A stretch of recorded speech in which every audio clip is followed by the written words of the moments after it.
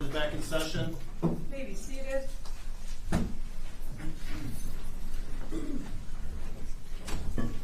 People versus Burke, 2025-2242 FH appearances with your P numbers. Good morning, Your Honor. Corey Newman on behalf of the people, P62032. Mark Curtis, honored to be appearing on behalf of Officer Burke, 59274. Jerry Faber, P67547, also appearing on behalf of Officer Burke. Okay. Counsel, are you going to have any more witnesses? No, Your Honor. So, is your client going to testify? No, Your Honor. Mr. Burke, raise your right hand. You swear to tell the truth, whole truth, nothing but the truth, so help you God. Yes, Your Honor. Thank you. Can you board your client, please? Mr. Officer Burke, you've been in consult with myself and Mr. Faber in regards to your right to testify in your own defense, correct? Yes, sir. And we've had lengthy discussions in regards to the pluses and the pros and the cons and whether or not you should or should not testify. Yes, sir. And we have gone over that it is your absolute right, if you wish to testify. Yes, sir. And it's your absolute right, if you wish to remain silent and not testify. Yes, sir. And again, we've had lengthy discussions in regards to this, correct? Yes, we have. And based on those discussions of your own free will, you've elected not to testify in your defense, correct? That is correct. Has anyone forced or threatened you to make that decision? No, Your Honor. Do you feel you've had sufficient time to make that decision? Yes, Your Honor. So you're making an informed decision? Yes, Your Honor. You realize the jury will be read a jury instruction that says if you choose to not testify, it will not be held against you, but you also have a constitutional right to testify. Do you understand all of that? Yes, Your Honor. Anything else from the prosecution? No, Your Honor. Okay, thank you. So at this time, the defense rests. Before we rest, Your Honor, there was a stipulation. It was at the beginning, but I want to reassure that it's not listed on our exhibit list yet, but Exhibit G would be what we would mark as a photo of Officer Burke in his uniform. We would ask that that be admitted by stipulation. And I think we previously did. Correct. And then we would like to make sure that Defense Exhibit A, B, C, D, E, F, 1, 2, and 3 have also been admitted, and if not, we would move for admission of those exhibits. Any objection to that? I believe they were, so I do no too. objection. I will admit them. Okay. Not previously done. And at that point in time, the defense would rest, Your Honor. Okay. Any rebuttal witnesses? No, not at this time, Your Honor. All right. Are we prepared for closing arguments?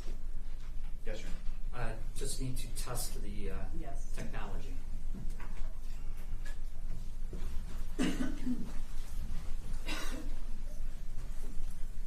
Oh, yeah. Oh. 15. Right. I was going to do that in front of the jury so that they don't think that there's some mysterious Exhibit 15 out there that they don't have. That's fine. Because I think we did put on the record at the time we're stipulating the 13, 14, 15. We discussed what they were, so I wanted to put on the record there is no Exhibit 15, which is the body-worn cam for Officer Rodolfo. Okay. Thank you. Yes, Your Honor. That's fine. All right. Once you let me know you've got your technology ready.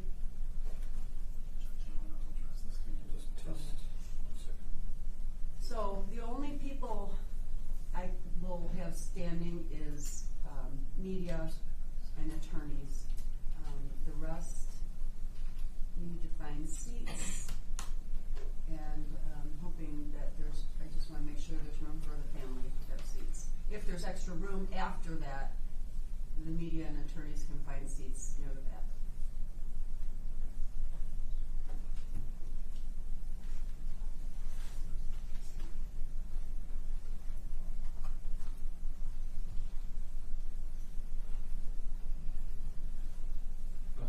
Yes, we are ready here.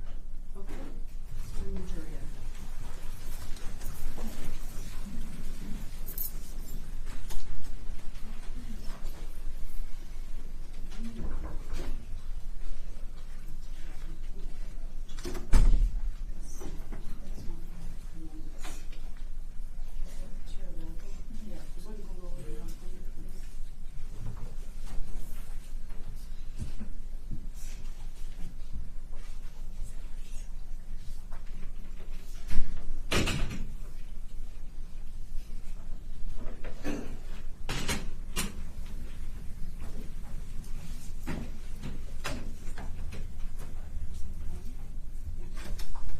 rise for the jury.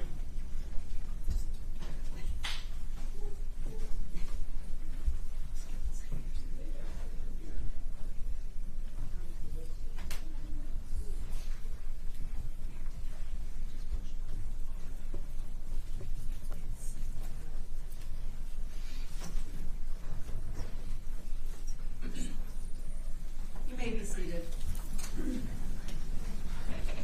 Mr. Curtis, any further witnesses? No, Your Honor. At this point in time, the defense rests its case. Okay. And Mr. Newman. I'm sorry, 1 second.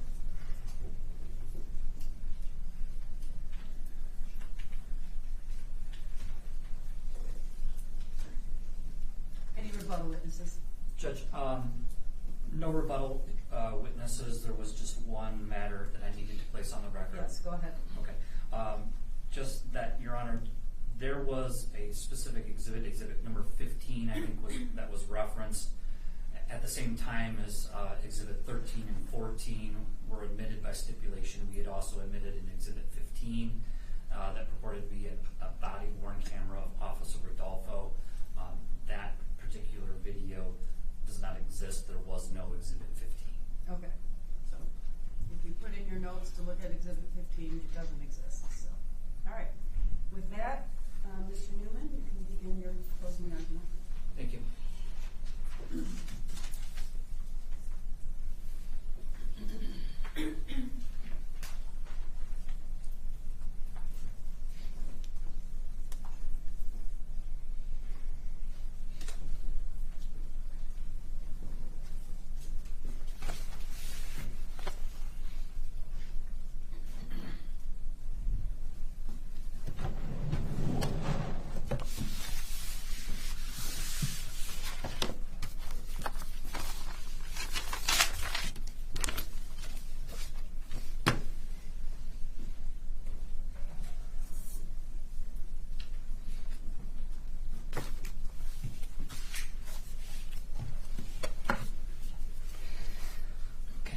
Good morning. Ladies and gentlemen, members of the jury, 24 feet and 6 inches versus a trained veteran police officer whose job it is to first and foremost protect the public, driving nearly 3 times the speed limit of 40 miles per hour on Shaner Road, while choosing not to do the simplest thing that was required by law. Ladies and gentlemen of the jury, this is Cedric Hayden on the left and Dewan Pettis on the right. These are the 2 men that's lives were taken on the morning of November 30th, 2024. Due to the actions of the defendant, James Burke. You've heard a lot of testimony, obviously, in this case from police officers, a lot of them with the Warren Police Department that the defendant was also employed with. You've heard a lot of testimony and technical testimony about the accident itself and the reconstruction of that accident. And when you look at all of the evidence in this case, ladies and gentlemen, the evidence proves this was a crash. This wasn't no accident. Okay. Go. I guess it's not going to reach from here.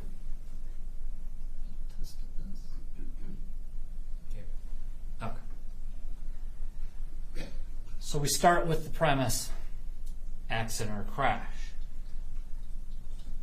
Accidents generally require 3 factors, ladies and gentlemen. It must be unintended, unpreventable, unexpected.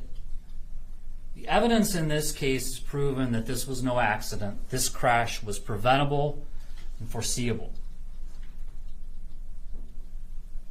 The defendant in this case, you heard, over the course of 2 minutes and 41 seconds, traveled 2.3 miles in distance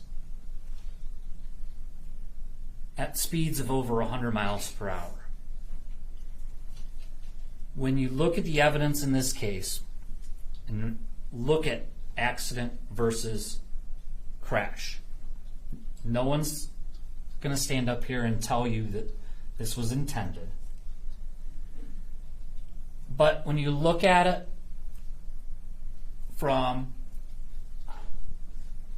the standpoint of what an accident is, an accident usually implies the presence of an unrecognized or unaddressed risk. Okay? And so you have to put yourselves kind of in the reasonable driver's eyes, right? Okay? And when we drive on our roads, when we look at how traffic behaves and how cars behave, you have to use your common sense, all right, and your everyday experiences. When you have a vehicle that is coming in the opposite direction towards you on a lane, a road that's divided by a double yellow line where there's no turn lanes and things of that nature, okay, it's reasonable to expect that a car that's coming towards you may turn in front of you, that it may turn onto a side street or into a business. And so you have to consider the reasonableness of those actions. In this case, an accident implies the presence of unrecognized or unaddressed risks. Okay? The defendant operated his police vehicle beyond negligently and recklessly. The defendant placed every vehicle on the road that was with him in harm's way. Why? Because he was looking for a stolen vehicle. And that's what the evidence shows. When you examine the evidence, it shows the defendant failed to notify dispatch of his position as he was attempting to locate this stolen vehicle. Why? Because they never saw that vehicle. When you look at the evidence, you heard testimony from Officer Rodolfo, okay, and you have to look at his testimony, I think, very carefully. Because obviously, Officer Rodolfo is the defendant's partner. They've been partners for several years, he testified. He's family. Told you that he'd get into a car with him today if he could. So you have to view his testimony, I think, very carefully. Because I think it came through his testimony that he didn't want Officer Burke to be in trouble for this case. But look at his testimony carefully. Because he testifies that he saw the stolen vehicle right at the area of Shaner and Topher. And I will show you closely when we look at the Marathon gas station video, but also looking at their own body cam video, or in-car video. The in-car video of Officer Burke's vehicle. You'll see them as they're going down 9 Mile Road and they get to the intersection, as they're coming up to the intersection of Shaner, you'll see that silver SUV pass by them. They don't chase it.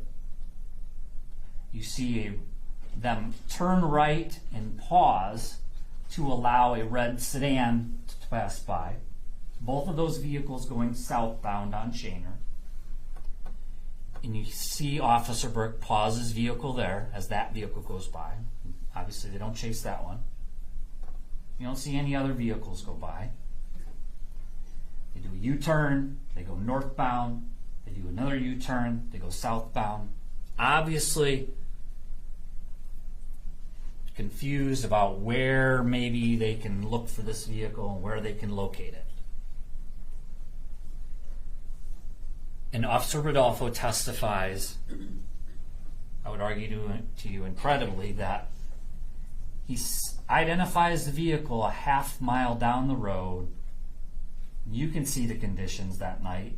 You can look at the video, and I get that the video isn't exact to what you can see with your own eyeballs, but a half a mile from Topher is already 8 Mile Road, you heard. So there's no chance they're getting there, right? That's common sense.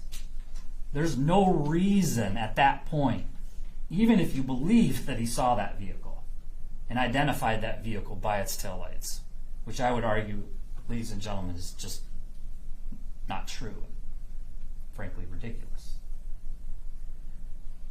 But there's no reason at that point to continue down Shaner at over 115 miles per hour, one point topping out at 117 just as they're going past the gas station. So look at his testimony, and you will be the judges of his credibility. You are the fact finders. But I think when you look at that testimony, it's incredible. But why did he have to testify that way? Because they have to justify the speed. They have to justify why he didn't turn his lights or siren on. At least that's what they're trying to do. Remember, though, your job as jurors is to follow the law. You took an oath to follow the law as the judge gives it to you, and you will hear the law. The defendant chose to disregard traffic lights you saw. He did slow down at that point, but he goes through that traffic light, no lights, no siren, travels at speeds nearly double and triple the posted speed limit. He chose not to activate them. You heard about how they have the overhead lights. You'll see on his vehicle, and you can see it plainly also, they have a spotlight right next to the driver's door of the vehicle. When you look at the vehicle, there's no evidence that he ever activated the spotlight. There's no evidence that he activated the siren. You can look at the landscaping video. You can look at the Marathon gas station video. There's no siren. 2 minutes and 41 seconds, which could have easily warned drivers that I'm a police vehicle, I'm an emergency vehicle, and I'm coming. Implementing these safety measures may have prevented the deaths of Cedric Hayden and Dewan Pettis. This is a map I'm showing you of the area of 9 Mile, Groesbeck, Shaner Road. You'll see, ladies and gentlemen, you heard testimony about how the defendant, and you see it in his in-car camera, began at Federal and 9 Mile, approximately 1.8 miles distance from Shaner Road, and then traveled southbound on Shaner from 9 Mile to Prospect, which is about 0.7 miles.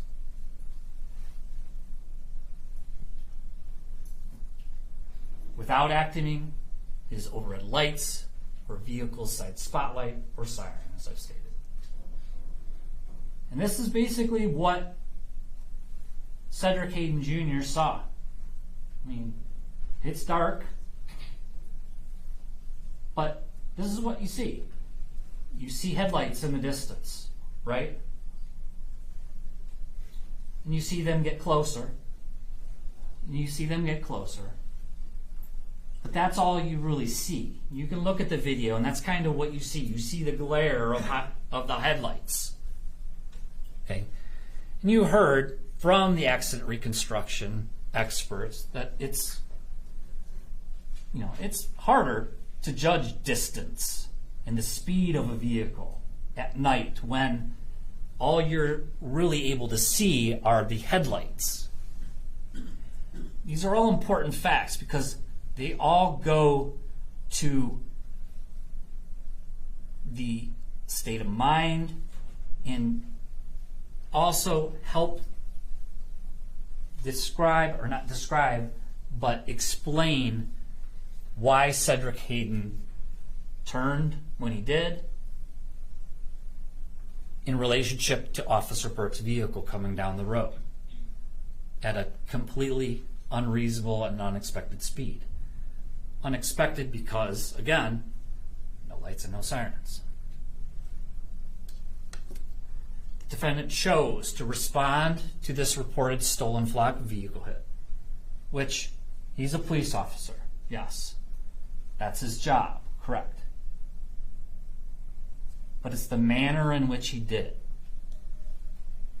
He traveled at speeds exceeding 100 miles per hour, places everybody in his path in danger of death or injury, not activating his lights.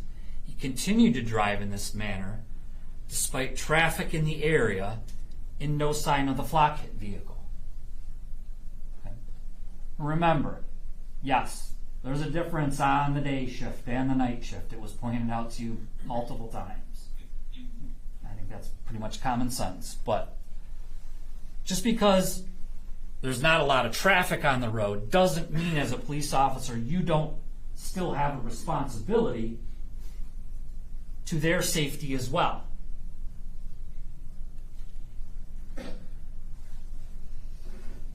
And he chose not to use basic common sense, the defendant, in light of the Warren pursuit policies. That has been admitted. You will have an opportunity to look at it.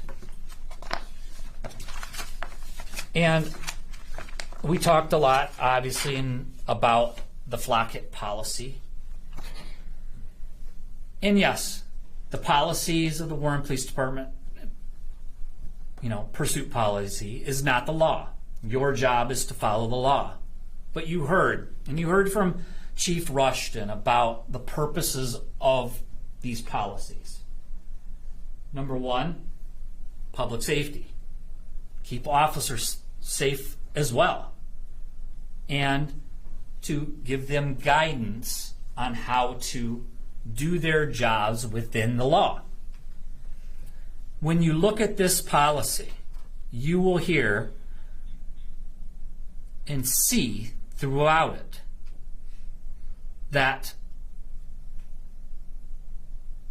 these types of actions, pursuits, whether it's as defined in their policy or otherwise, talk a lot about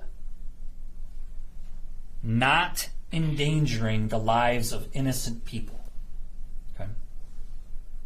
In fact, the first paragraph of the policy talks about the importance of not endangering the lives of innocent people, like Cedric Hayden Jr. and DeJuan Pettis. So, when you look at that evidence, and just using common sense, flying around the city looking for a stolen vehicle, in light of the fact that the policy's telling you that you shouldn't even respond to a flock hit with anything other than moderate speed unless there are some significant other factors. And let's talk about some of those significant other factors, because a lot has been made about this ATM theft crew, things of that nature. And nobody's diminishing the fact that, yes, a police officer's job and part of keeping the public safe is apprehending dangerous criminals. Okay? That is part of their job, no doubt about it. But at the time, you have to look at what information the defendant had. Yes, in the back of his mind, he's aware of this crew and kind of the fact that they use stolen vehicles to commit their crimes. But we also heard, ladies and gentlemen, it's a fairly common occurrence, in Warren to have flock hits for stolen vehicles. You have to look at what the defendant knew. Okay?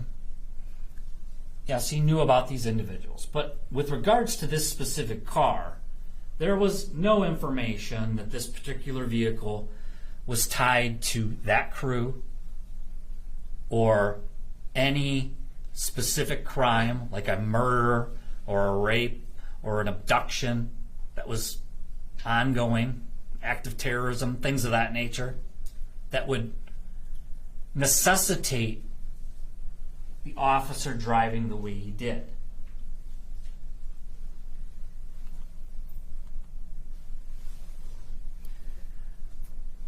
He chose to disregard the law and endangered life and property and acted without due regard for safety.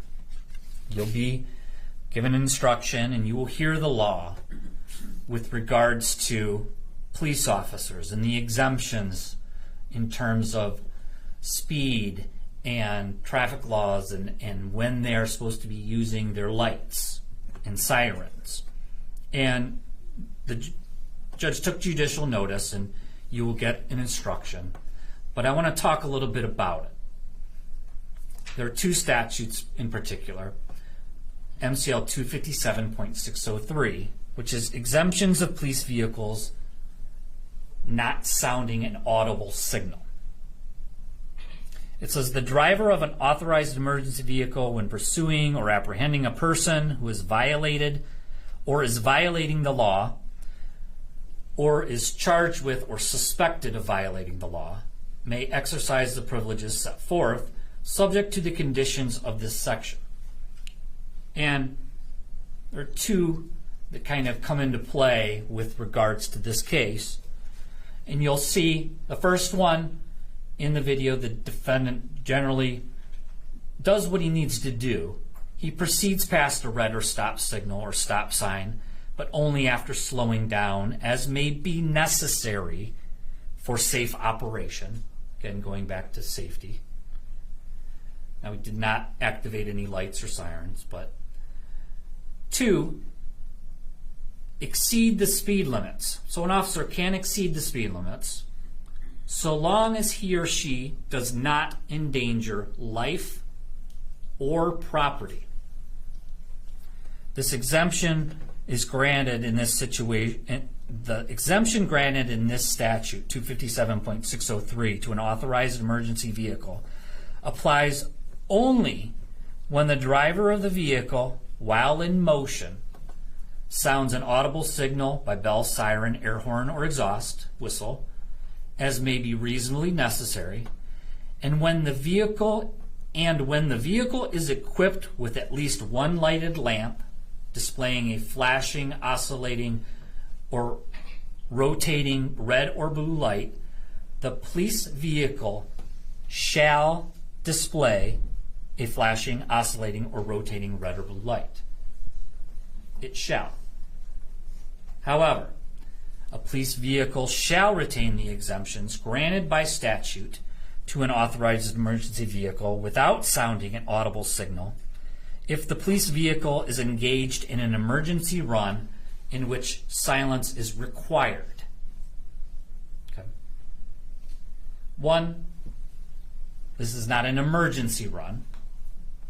2, silence is not required. It is a tactic by police to use to try and not be detected. But the most important part of that is that it exempts them from using a siren, but it does not exempt them from using lights. Then you have MCL 257.632, police vehicles exemption from speed limitations. The speed limitation shall not apply to vehicles when operated with due regard for safety under the direction of the police when traveling in emergencies or in the chase or apprehension of violators of the law or of persons charged with or suspected of a violation. This exemption shall apply only when the driver of the vehicle, while in motion, sounds an audible signal by bell, siren, or exhaust whistle, as may be reasonably necessary, or when the vehicle is equipped with at least one lighted lamp displaying a flashing, oscillating, or rotating red or blue light, unless the nature of the mission requires that a law enforcement officer travel without given warning to suspected law violators. Again, requires. This exemption, and here's the key sentence, this exemption shall not protect the driver of the vehicle from the consequences of a reckless disregard of the safety of others.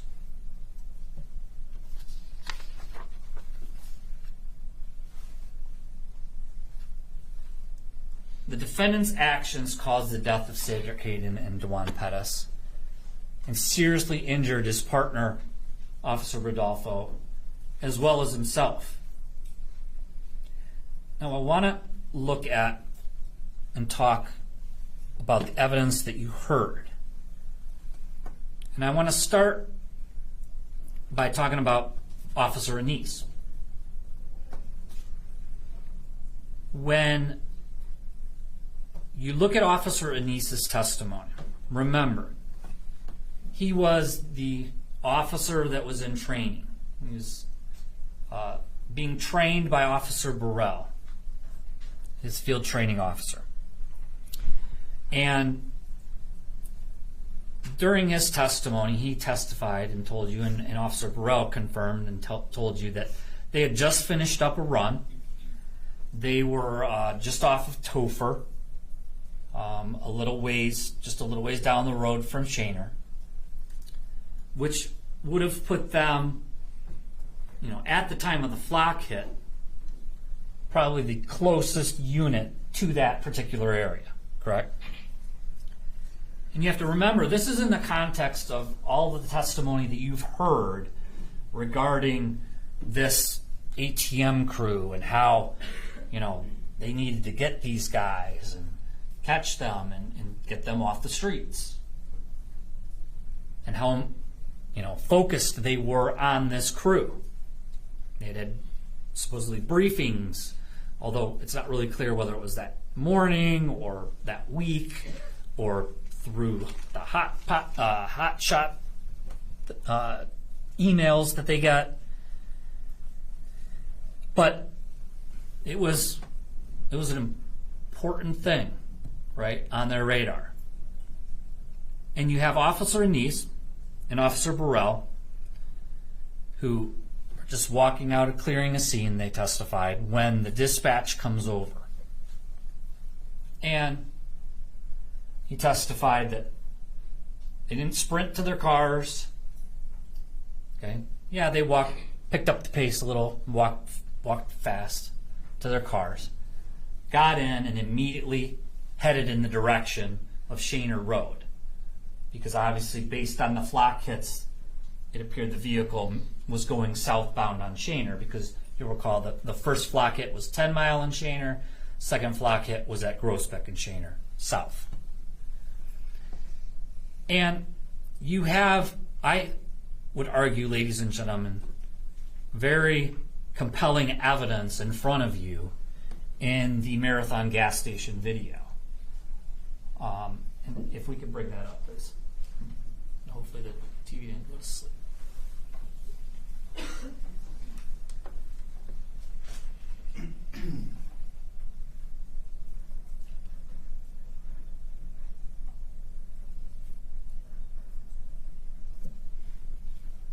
It's not working.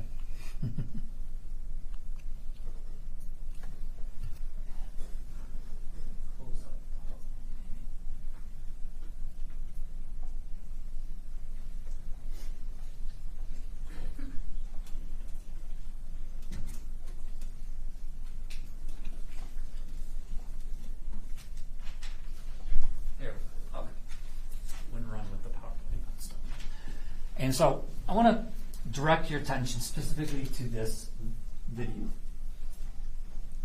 And I'm going to point out, I think, some important things that in this particular video. If you could play it.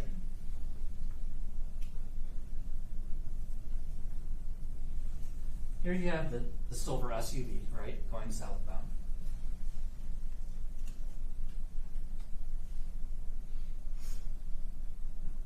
I want you to pay attention to this vehicle coming off of Topher. Okay, the red sedan. I want you to watch. Just before the defendant comes through, what does this vehicle do? Right? It cuts the corner, goes into the gas station. Right? As they're coming down the road, right before the officer goes by. Okay?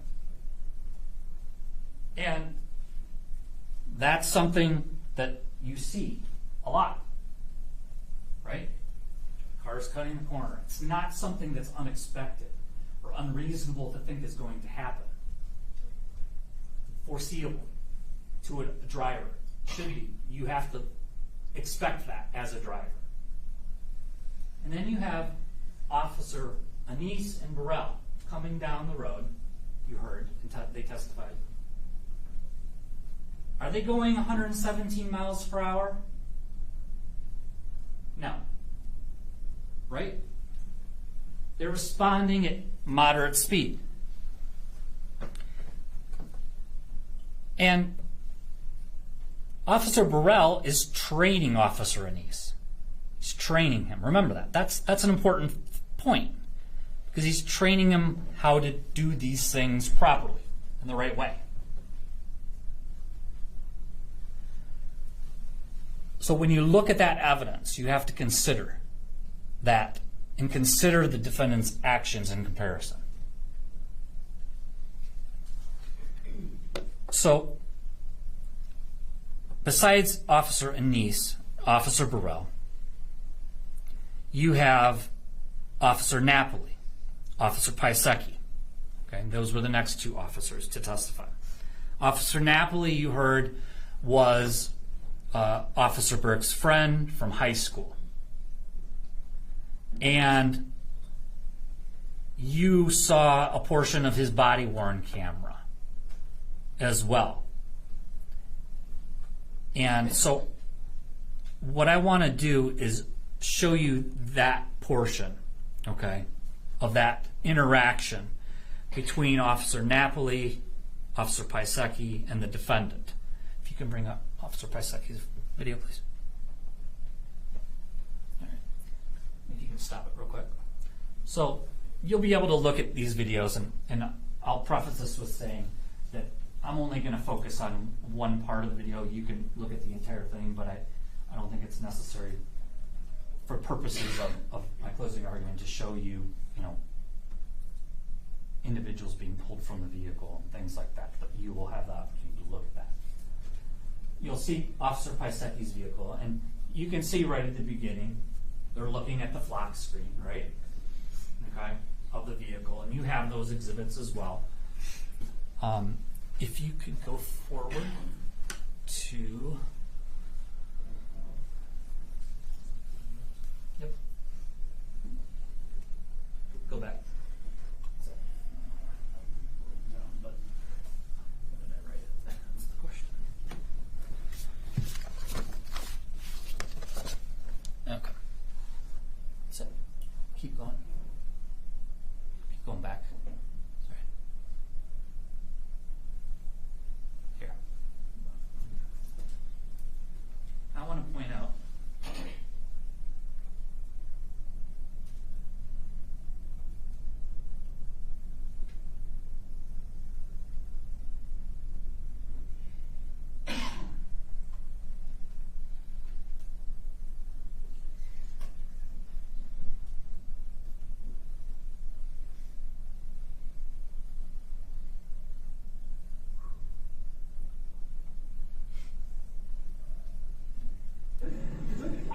Two additional squads. Yeah, one officer, two over here. You're good. Have a seat. Sit down. Sit down, sit down. I know, sit down, sit down, sit down, sit down, sit down, sit down. I know, I got you, you're fine. Sit down, sit down. We got you, guy. He's fine, he's good. Sit down. Stand, it's like, you're fine. We're good. Sit down. Okay. And you'll have an opportunity to look at this and judge for yourself. But what you hear the defendant as he's reaching for that body cam on Napoli, and then he kind of points to and looks right at the body cam of Officer Piasecki, is they pulled out in front of me. We were going down too fast. Okay. Listen to that when you get a chance, okay? And think about, what had just occurred, obviously. And obviously the defendant is in, a state of shock. He's disheveled, he's injured, things of that nature, obviously. But he still has the wherewithal to tell Napoli and Piasecki, because you'll hear it right before that. He'll say something to the effect of, hold on, kill it. Okay? You'll hear his words. And so, when you look at that evidence, look at the totality of the circumstances, as you've heard a lot. Now, you also had testimony from Officer Rodolfo. You heard, obviously, the severe injuries that Officer Rodolfo had suffered. Many broken bones. Okay? For purposes of count 3, obviously, when you're talking about moving violation causing serious injury, those would constitute serious injury under the law. Now, the other testimony that I thought was important from Officer Rodolfo was something he told you during cross-examination when he was being asked specifically about how he has driven. That he's gone 80 miles per hour, 90 miles per hour before. But there were no questions about, where that was. Was that on the highway? Was that, on a divided highway? Was it? There's no follow-up to that. But when he was asked and got to 100 miles per hour, if you'll recall that testimony, there was a pause, and he told you, the jurors, well, I try to keep it under 100. Okay. Ladies and gentlemen, that kind of speaks volumes, right? In terms of the speed that Officer Burke was going. His own partner. Someone that, he, I believe, is trying to protect in this case.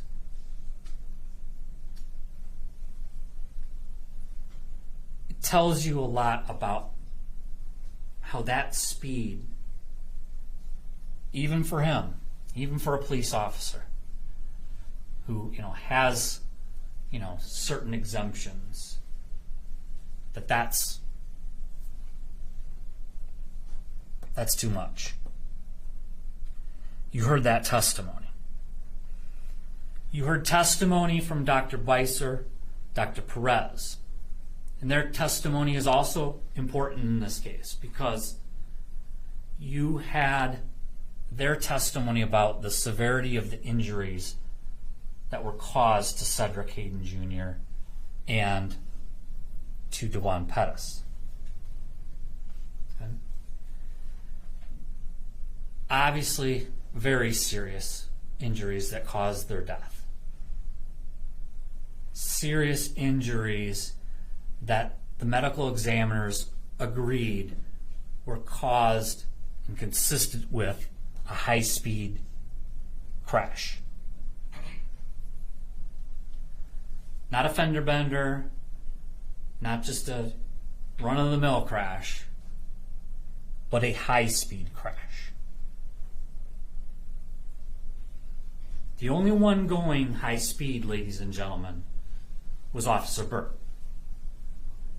You heard the testimony from Deputy Bozick, the accident reconstructionist from the Macomb County Sheriff's Office, as well as Dr. Funk, the defense expert, that Cedric Hayden's turn and driving up to that point was normal, to be expected, right? It's 40-mile-per-hour speed limit. He's slowing down to about 25, 26 miles per hour, 5 seconds before the crash as he's approaching where he's going to make his turn. Slows down slightly more just before the turn and begins to make the turn in a normal manner at that point in terms of approach and speed. The only thing that they point out is that 24 feet or so before the break in the yellow lines. And I want you to think about that. Think about how many times you've driven and you've thought about where the break in the yellow lines actually are. Right? And I'm not saying it's not technically, right, an improper turn. You heard it. Yes, it's a civil infraction. But at most, it's just that, a civil infraction, right? It's not gross negligence on his part. It's a turn, common turn, a little bit early. Much is made, and by Dr. Funk, their expert. Well, if you look, if he would have continued on, he would have gone into the oncoming lane. But there was no car there that morning, right? It's clear. There's no car there. There's no danger. And you don't know what path Cedric would have continued to take. I mean, when you think about it, if you're cutting the corner, a lot of times you cut the corner, but then you kind of correct to get over into the lane you're supposed to be in, right? It's common sense. So, much like the defense in their opening statement said and reminded you, don't check your common sense at the door. Use your common sense. You heard testimony from Lieutenant Kulhanek. He was the patrol supervisor at the time and testified obviously to going to the scene and preserving the scene and obviously much ado about the ATM crew and things of that nature. You heard from Lieutenant Roy, who explains how the systems work, the flock system, the in-car video system, the body-worn cam system, to explain to you why you only see what you see. And so remember that testimony. You have Lieutenant Hodes. His testimony dealt with primarily the records of the Warren Police Department, because there was a lot of discussion, obviously, in this case and testimony that came out regarding the policy and how that policy, that flock policy, was adopted in July of 2024. And those policies and how they're shared with the officers. And what he told you was that Officer Burke neglected to even acknowledge the policy, according to their records. He never acknowledged it, even. Officer Rodolfo did, but not Officer Burke. You had Chief Rushton, who testified about that policy and the purposes for that policy. And then you had Deputy Bozick. who testified with regards to the accident reconstruction.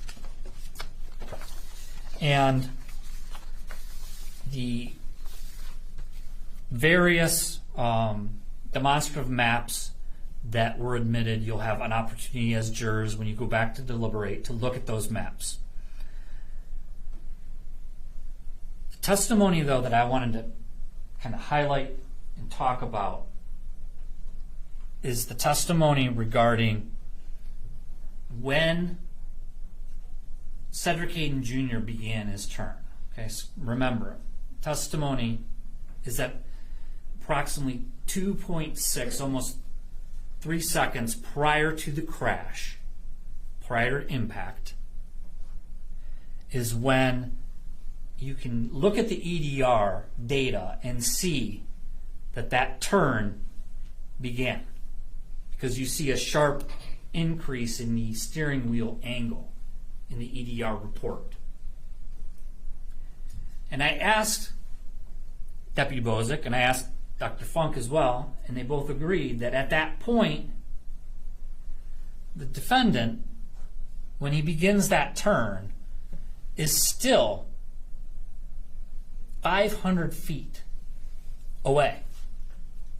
Okay? Football field's 300 feet. 2 football fields would be 600 feet. Right? Was the testimony.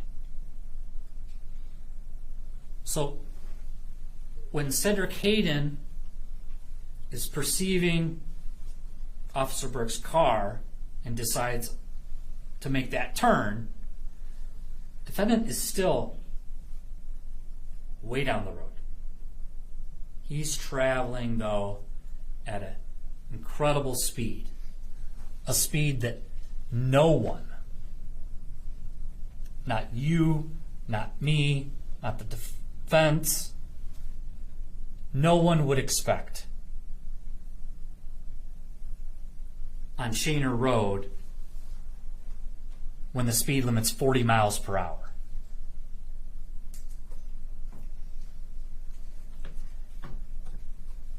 Ladies and gentlemen, the speed, along with the choice to not turn on any lights,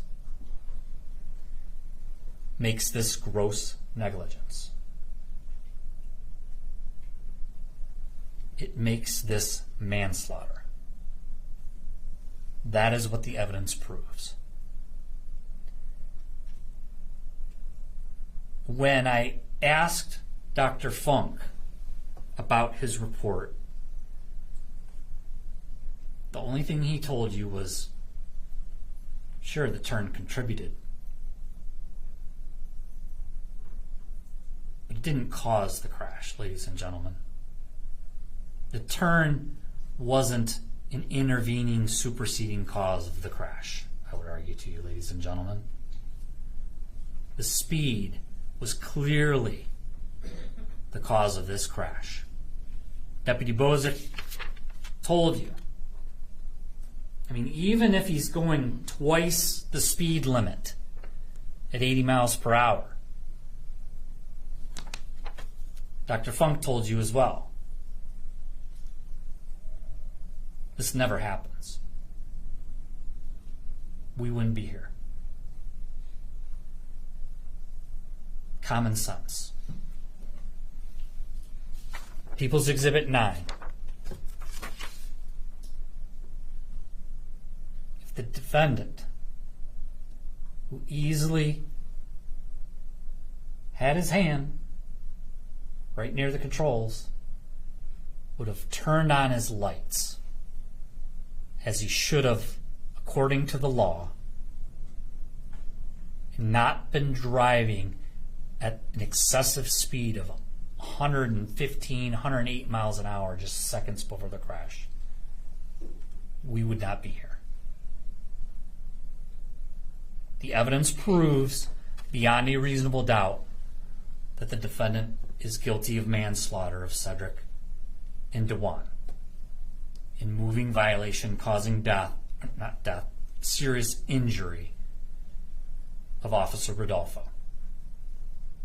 You have the fourth count of willful neglect of duty as well. Obviously, Officer Burke was a public officer. Statute creates a duty to turn lights on in that situation, siren, and he failed to meet that duty. He neglected to do that duty. The evidence, ladies and gentlemen, I think is clear when you use common sense and reason. The defense wanted to talk about, obviously, the intoxication level of Cedric Hayden and the evidence that you have before you is at the time of the autopsy, they did send the blood for a lab test, and it came back with a level of intoxication. But what the defense wants you to do is speculate about that. Right? That's what the defense is asking you to do. To speculate about that. Cedric Hayden Jr. is not on trial. He is not the one charged with the crime. Officer Burke is. That testimony regarding, the symptoms or effects of alcohol with regards to a person, you heard the expert. He can't say that that was the reason he made the turn when he did. He can't say that that was the reason why he turned in the manner that he did. He gives you some information about what he would expect someone of that level to be experiencing, basically. But what they're really asking you to do is speculate about the intoxication level and how it impacted this, and blame the victim. The person who can't be here to testify.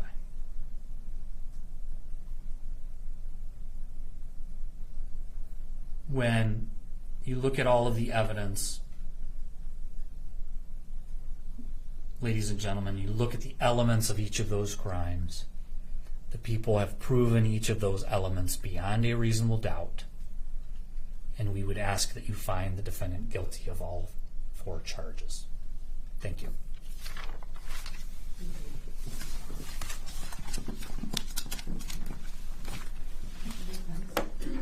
Mr. Curtis, is it you?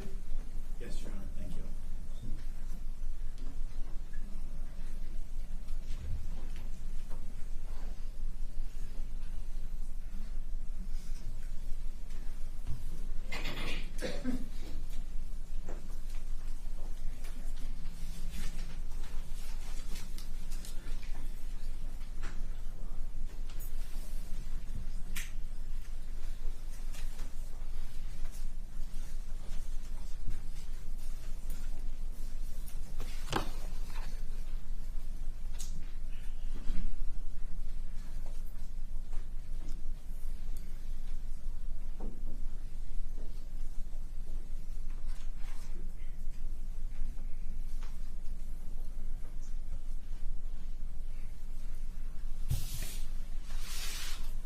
Good morning, ladies and gentlemen. First, I want to thank you for your attention. I know it's been long days, short days, interruptions back and forth, but I appreciate you being here, and I appreciate you paying attention the way that you have throughout this trial. I know that it's tough to sit in that chair. I've never sat in it, and I can only imagine how you feel sitting in it. But with that given, it's an important job that you have, is to sit here and look at the evidence, use your common sense, like we've said, and determine what happened. The arguments that we make, what Mr. Newman's arguments are, is exactly that. his arguments. They are his theory of the case. I now get my opportunity to express what I think the evidence showed to you. I will not have another opportunity to speak with you because Mr. Newman has the burden. He's allowed to come up and present a rebuttal argument. So it might take a little bit longer, but I'm going to try to move fast as I can to work through what happened, but giving it the weight of what it deserves. Yes, 2 people died, tragically died in this accident, in this collision. There's no taking that back. There's no way to ever replace those 2 people. But as we talked about at opening statement, the question for you as jurors is not what happened. We know what happened. We've shown you what happened. We have not disagreed with what happened. The question is who caused it and why and what contributed to that accident. Mr. Newman today, what we have up on screen is this is a picture of Officer Burke in his uniform. As he would be on that day, you saw the officers coming in and out of the courtroom with their vest carriers on, with what they normally wear on a daily basis. What Mr. Newman has done in presenting his case and presenting his witnesses is proven to you that Cedric Hayden is the one who is responsible for this accident. He is the one who is responsible and grossly negligent in this collision. He called the witnesses. He put the witnesses in the witness stand. He asked the questions. And now he stands here and asks you not to believe the witnesses that he called. Says you shouldn't give them any credibility, that you shouldn't give Officer Rodolfo a credibility. The named victim who was in that car testified. Mr. Newman has stood here and said you should not believe his testimony. Every other witness that Mr. Newman has presented has demonstrated that Officer Burke was working within his training and working as what was expected as a police officer, as we ask him to go out and do. Now, there's a lot of talk of the law, what the law is, what you have to consider. If whatever I say or Mr. Newman differs from what the judge tells you, you listen to what the judge tells you, not to what we have to say. But I want to talk about, before we get into the evidence and we get into what I think is important, I want to kind of talk about the elements of what you're to consider. The manslaughter elements. First is that Officer Burke caused the death of Cedric Hayden and Dewan Pettis, and that in doing that act, he caused the deaths. He acted in a grossly negligent manner. What's gross negligence?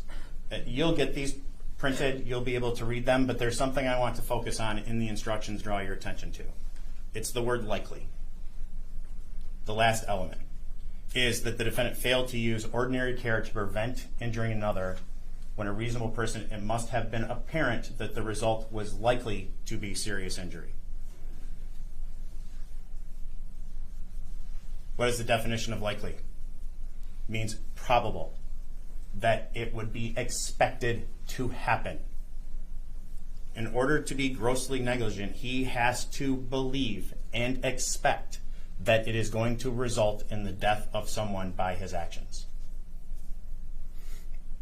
It is not the unexpected. It is not a person who is a .198, which Mr. Newman wants you to completely ignore in your deliberations. He's basically running from it. He wants you to ignore that a person is 2.5 times the legal limit, not using his blinker, and makes a sudden turn, unexpected turn. Not a likely belief that's going to happen. And why is that? How can we prove, how is it proven, how is it shown, even using Mr. Newman's own witnesses, that that was an unexpected event for an officer operating his police vehicle at 4 or 5 o'clock in the morning, doing his job? An officer who is familiar with that area. You heard Officer Rodolfo. You've heard almost every witness that Mr. Newman called told you that they tend to work the same areas every time. Why? because they get to know the traffic. They get to know the time of day. They get to know who's traveling, what businesses are open, what businesses are closed. They know where the stoplights are. They know where the stop signs are. They know where they have to slow down. They expect normal traffic. That's what they're testifying to.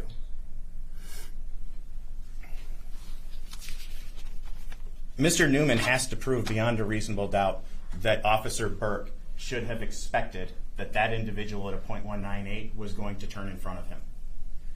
If you remember, when we went back to when I talked in opening statements, one of the things I talked about and I asked you to do was pay attention to the cars on the road in Officer Burke's cruiser video.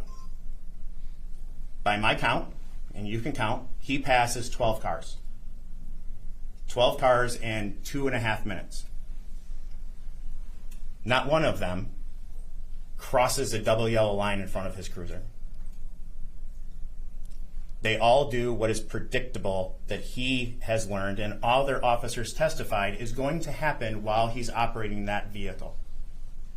What's going to happen while he's clearing intersections.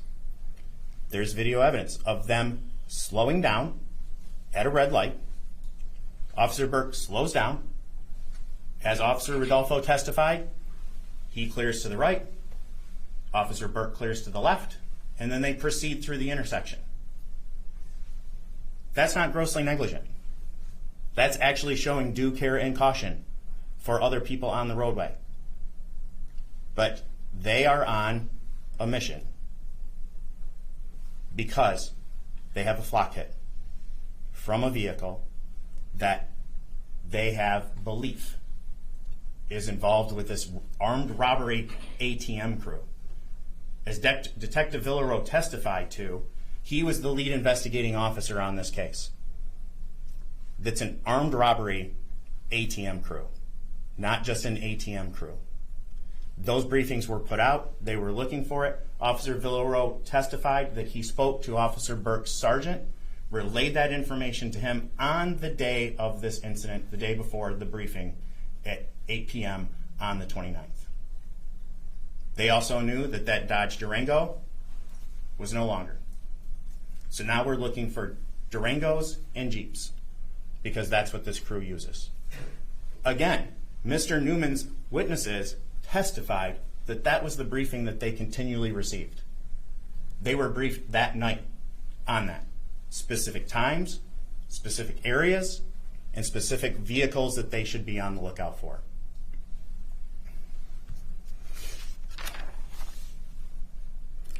Officer Anise testifies that he believed he was briefed on the armed robbers, on the B&Es, that he was in a field training officer status, but also what did he say? That he was briefed that if they come into contact with those people, that they should use extreme caution.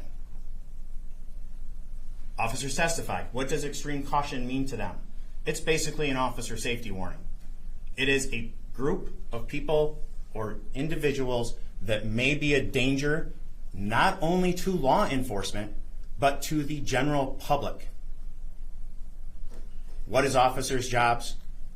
Public safety, protect the public, arrest the bad guys, prevent crime before it happens and before the citizens fall victim to it. Officer Anise also testified that when he arrived on scene, that Officer Burke was attempting to remove the occupants from the vehicle. He was attempting to render aid. What else did he tell you? It wasn't, and they call him Jimmy, he said it wasn't the Jimmy I know. He clearly was not in his right state of mind, did not understand what was happening in regards to it. He even pushed his partner to get him away, Officer Burke did. But instinctively, what was his thought process? What was he trying to do? He was trying to render aid to the individuals involved in that car that just unexpectedly turned in front of him. What did Officer Anise testify to also? Is that he is trained and is still, to this day, operating his vehicle without activating the emergency lights in situations that require stealth or not alerting an individual that they're approaching. You heard Officer Anise testify that that when he got on that scene, that it was basically chaos at that point. That they were trying to get it under control. Officer Burke, still injured, head injury, still trying to render aid until his own partners are able to pull him away. Because Officer Burke doesn't even realize how injured he is at that point in time. Officer Burrell, Anise's training FTO, we've heard tons about what FTOs are, says that when that flak hit came out, got a little urgency. Because what did they do? Like any other reasonable officers would do on that shift that had that same briefing that knew to look for these vehicles, this might be the crew. They're in our area. We need to make sure that we stop them before they do any harm to anyone. Remember, it's an armed robbery ATM crew. That is an armed robbery. They went and stuck a weapon or a gun in somebody's face. They're a danger. They step it up. Officer Burrell gets on scene, gives you basically the same statements as the other officers do as regards to Officer Burke's behavior. But what does he also tell you in regards to activating lights and sirens? That he trains when to, when not to turn them on. That he himself has exceeded speeds. That he himself has exceeded speeds without his lights on. And why is that? Because that's the way he was trained. That's a police tactic. It is what they use to ensure that they can capture the bad guys. They need to get up to, confirm the information, make sure it's the vehicle that they're looking for, and if so, then they will light it up. Because what happens if they do light it up from a half a mile away? That vehicle is gone. It's going to flee. They're not going to be able even to verify if that was the right vehicle that was involved. Another officer testifying to you, telling you this is the way they're trained. Officer Napoli tells you the same thing. And I know I'm starting to sound redundant, but I think it's important that you understand that a reasonable police officer in the same situation is going to act and respond in the same way. They've all admitted that they would drive without their lights on, without a siren, at high rates of speed in order to accomplish their mission. One of the things that Mr. Newman talks about is the statutes and the law and what it should and what it is. And you're going to hear what the law is that was adopted as the statutes. But what Mr. Newman downplays is that in each one of these statutes, there is an exception. That exception says in section 257-603 that a police vehicle shall retain this exception granted in this section to authorize, this is talking about the siren, authorized emergency vehicle without sounding an audible signal if the police is engaged in an emergency run in which silence is required. Thank you. Silence is required. The next one, 257.632 talks about speed. This section shall apply, I'm not going to read the whole thing for you again, unless the nature of the mission requires that a law enforcement officer travel without giving warning to the suspected law violators. Mr. Newman wants to make an issue that there was no confirmation. There was nothing confirmed. That there was nothing confirmed. Well, there was. The flock hit comes in at 4:56:00. It pops up on the computer. Officer Rodolfo tells you that he sees it. And what does he do? He then makes sure and verifies that it is a valid flock hit. The vehicle is stolen out of Sterling Heights that same morning, the previous day, that there are 2 weapons inside that car. But what does that match? That confirms what they know from their briefing. Armed robbery crew, time of morning, driving a stolen Chrysler product in the area of convenience stores and gas stations with ATMs. They get that flock hit. What does Officer Rodolfo tell you they do? And Mr. Newman pointed it out, is that when they first get the call, they're at 9 Mile and Federal. 9 Mile and Federal to Groesbeck, to Groesbeck or to Shaner Avenue is about 2 miles. Where the flock hit is at 10 Mile and Shaner to 9 Mile and Shaner,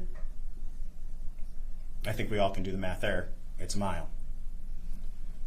If Officer Burke knows his area, knows the time of day, and knows that in order, and Officer Rodolfo backs us up, in order to make it from where they're at and intercept that car, because it's still going southbound, that they're going to have to speed.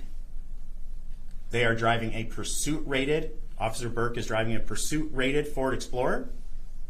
It has a souped-up engine. It has a souped-up suspension. It has a souped-up anything that they think they can use to help that vehicle be better. It's not a regular Dodge, or it's not a regular Explorer. So what do? They speed up. They start going. Mr. Newman wants to make an issue of the fact that they could have turned their emergency lights on as they're driving along, and it wouldn't have alerted anybody to their presence except for the individuals that were on the road. I asked you to watch that part of the video and see if there's any vehicle that Officer Burke puts in danger or endangers public safety as he's trying to close that gap with that intersection to catch up with this suspected vehicle.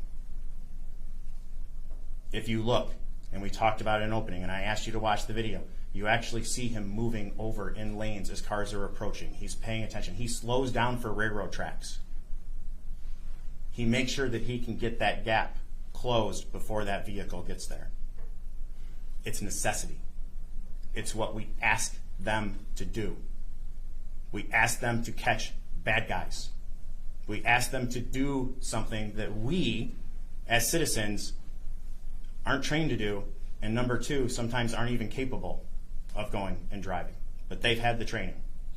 They know their vehicle. They know their area. So there's necessity for them to close that gap. As they're going, what do they also learn? There's a second flock hit. The vehicle's still traveling south. They are still on that intersection trying to find that vehicle.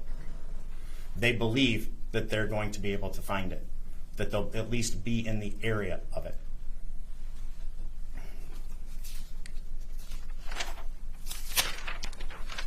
Officer Rodolfo tells you that they get into the area, and like any other partners, they start having discussions because the vehicle is not present right there. There isn't another flock hit indicating where it is.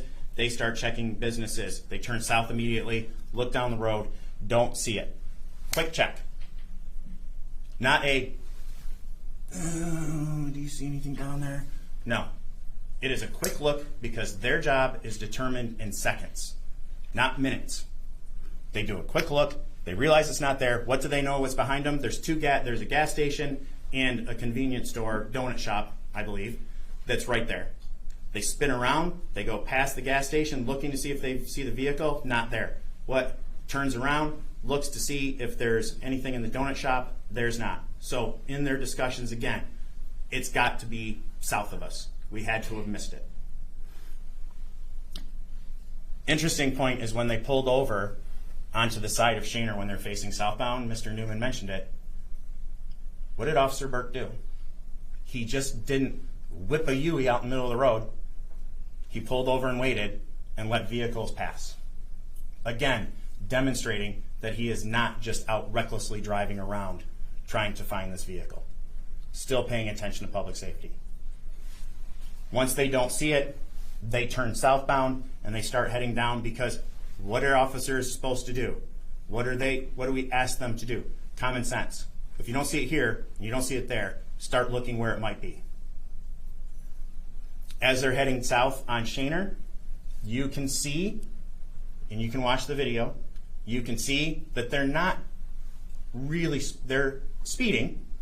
They're in the 70s, they're in the 80s, but they're not on it. They're still looking.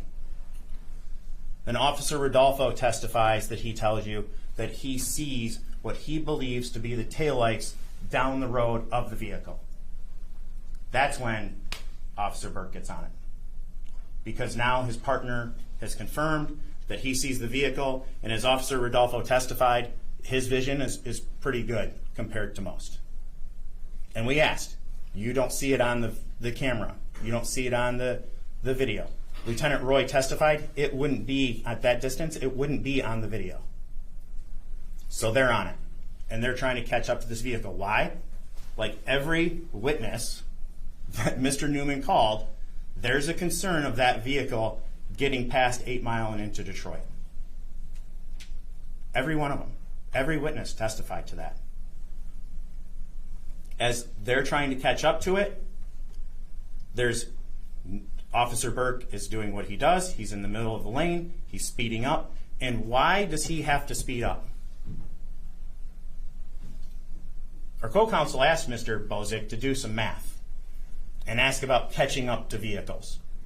He asked if a vehicle was doing 40 miles an hour and the patrol car is doing 40 miles an hour, how long would it take to catch up? His answer, well, it'd take a while. How about never? Basic math. If both vehicles are traveling in the same direction, driving the same speed, they should never catch each other. Speed is required to catch up to vehicles. And that's assuming that the suspect vehicle is driving the speed limit. If they're driving in a stolen car with stolen weapons, I think it's safe to assume that they're probably not going to be driving the speed limit. So what does the officers have to do? What does Officer Burke have to do? He has to speed up to catch up to that car. Why? Because as Lieutenant Villaro told you, you have to catch up to it. You have to verify the information that that is your target vehicle. Make sure it's the car that you want, which at night, you have taillights that you believe, and that's it. Because it's night. They don't have the ability, as officers responding at that time, to pull up a marathon video and go back and watch it and see what it says and then second guess themselves. That's hindsight. That's unfair to the officers.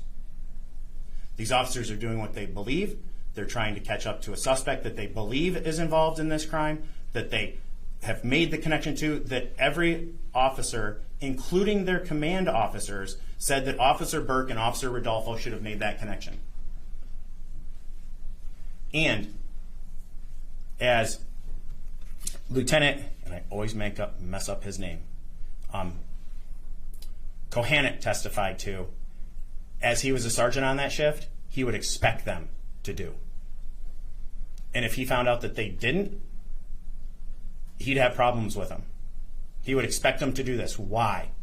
Because the Warren Police Department is a proactive police department. They expect their guys to go out and catch criminals. They expect their guys to go out and fight crime. They don't expect them to sit around and drive and just make sure everybody's obeying the traffic laws. Their job, that department's job, and Warren, is to make sure the citizens of Warren are safe. They're trying to catch up to this car. They have to increase their speed. It's a necessity to close the gap to make that determination. And as they're approaching, what do we see? And Mr. Newman referenced to it. We see Officer Burks, and you can watch his body cam right before the accident, before the collision, as he puts his hand down on the controller. He's getting ready to light up a car that he believes is the one that his partner said is the Jeep. And then, bam. There's a collision. There was no warning given by that Dodge Durango that it was about to turn left. There was no blinker. Dr. Funk got here, pointed to you, demonstrated to you on the video that there was no blinker, left-hand blinker on that Dodge Durango as it made that turn. That Dodge Durango started crossing the double yellow line way early for that turn. That cross would have put it right into the path of an oncoming vehicle if there was one there. But what's one of the factors that goes into this? Dr. Harper told you. A person at a 0.198% blood alcohol level is 82% more likely to be involved in an accident. A person at a 0.15 blood alcohol level is 95% more to be the causation of the collision that results in fatalities.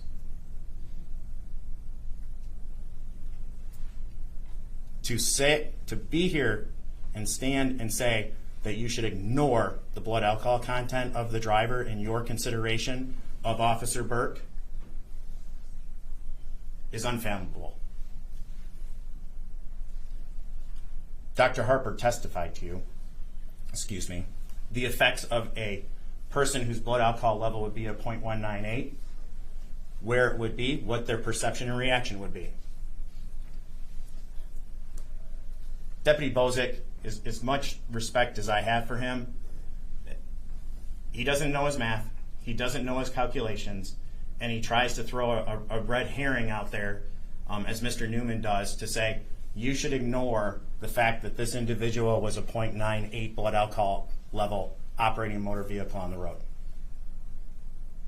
We want to talk about who's more of a public safety risk. There's a reason there are drunk driving laws. There's a reason that there are super drunk driving laws. And why is that? Because they are more likely to place the public in danger simply for being behind the wheel of the vehicle than an officer who's trained and driving his cruiser and trying to enforce the law. Dr. Harper told you a person with that blood alcohol level would not be able to perceive a vehicle and its speed and its distance and how it's coming, as a sober person would. He said that no matter how great Mr. Hayden's tolerance level is for drinking alcohol, which again, how much alcohol are we drinking to have a tolerance that you're okay to operate a vehicle at a 0.198? Well, we do know. You have to drink at least 7 to 8 drinks simultaneously at once to get to that level, or you have to spread it out over hours in order to get to that level. And if I remember correctly, it was 10 or more drinks to be at that level. That's a total disregard for public safety. That is a total disregard for your passenger, Mr. Pettis, and a total disregard for everyone else on the road. But Mr. Newman wants you, That was the cause of this accident. The gross negligence operation by Mr. Hayden causing this accident. Dr. Funk talked to you. Well, let's back up for a second. Let's talk about the medical examiners. Mr. Newman stated that the medical examiners told you that this happened from a high-speed crash. Ladies and gentlemen, have we ever denied that this was a high-speed crash? Have we ever contested that? No. You would expect in a high-speed crash that there's going to be injuries. We're not contesting that. Your medical examiners listed the manner of death as accident. Not homicide, accident. Dr. Bister, Mr. Newman's own witness, testified that alcohol at a 0.198 is going to affect a person's perception and ability to properly operate. Another person telling you, besides Dr. Harper, that a person who's operating at a 0.198 shouldn't be on the road.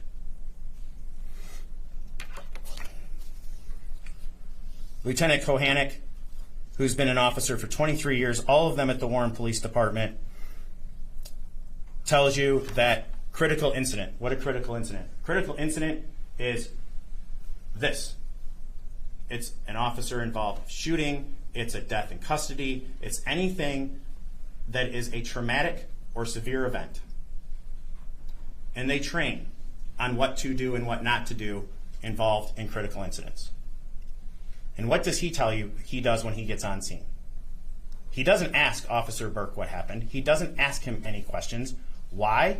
Because as soon as he sees Officer Burke, he knows that he is in a state of shock and a state of trauma, and doesn't possibly know what he's saying or what he's doing. Can you pull up that video? Yes. Right on.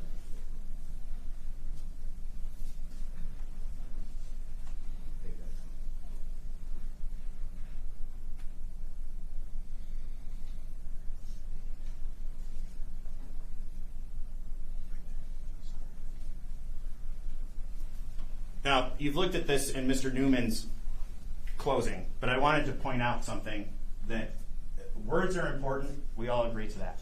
But so is demeanor. So is the person's behavior. So is what's happening when they say those words. And whether or not you can interpret what those words are. It's easy. We've all seen those experiments where we tell you what you should hear, and then you go and listen to the audio recording, and then you hear it. I can sit here and tell you exactly what I believe he's saying, but that's not my job. My job is to point out where I believe is important and what I believe you should look at. But the other thing I ask when you watch this video is, this is an excerpt from Officer Piasecki's body camera, but I think it's important to take into context, as we've talked about from the beginning here, the totality of the circumstances. What is occurring and what is happening? And I want you to watch how Officer Burke is reacting, his demeanor, what's happening with his person at that point in time.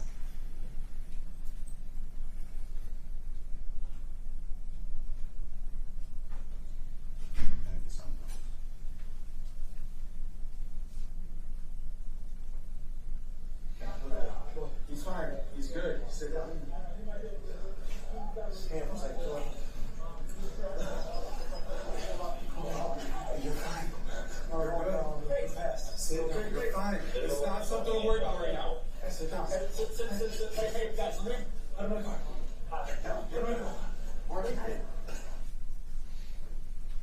So when you listen to that, you clearly would hear him say, and Mr. Newman acknowledged, he pulled out in front of me. You want to take a state of mind and what he believes, and Mr. Newman wants to argue you're still conscious of what's happening and it just comes out.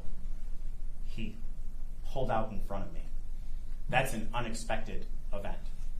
That is not something that Officer Burke was expecting was going to happen. There was no indication that that was going to happen. He had not had any indication of any other individuals posing a danger, as Mr. Hayden did, while he was operating that vehicle for 2 minutes trying to catch up to this flock hit. This is an unexpected event. This is something that an officer does not anticipate, cannot anticipate a drunk driver at a .198 turning in front of them.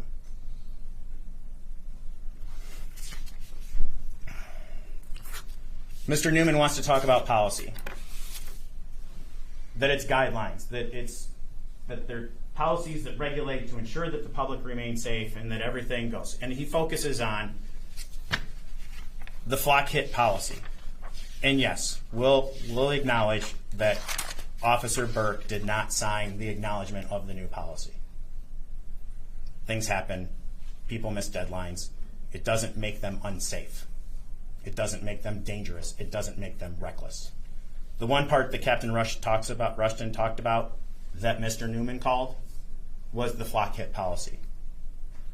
And when I asked Captain Rushton about the scenario of an armed robbery crew, of a B&E crew, of them being operated in the area, that they had this type of information, and then getting in that flock hit, what did Commissioner Rushton tell you? I would expect my officers to make that connection, and I would expect them to respond appropriately. And I said, based on that information and given to you, remind you, the individual who wrote the policy, would what Officer Burke did that night be a violation of that policy? His answer, no.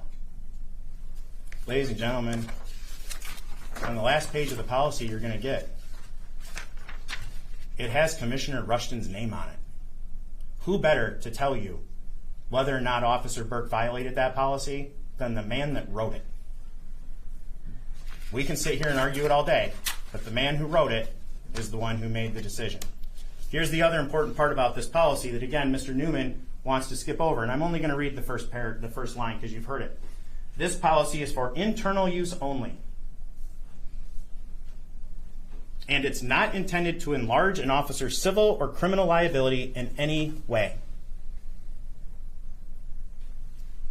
The department purposely wrote this as it's an internal policy as to what happens and what's to be regulated.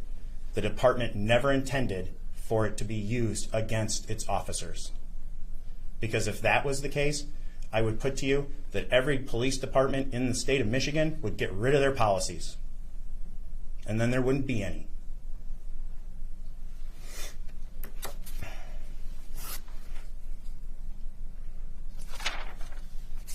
I want to touch on Deputy Bozik's testimony very quickly.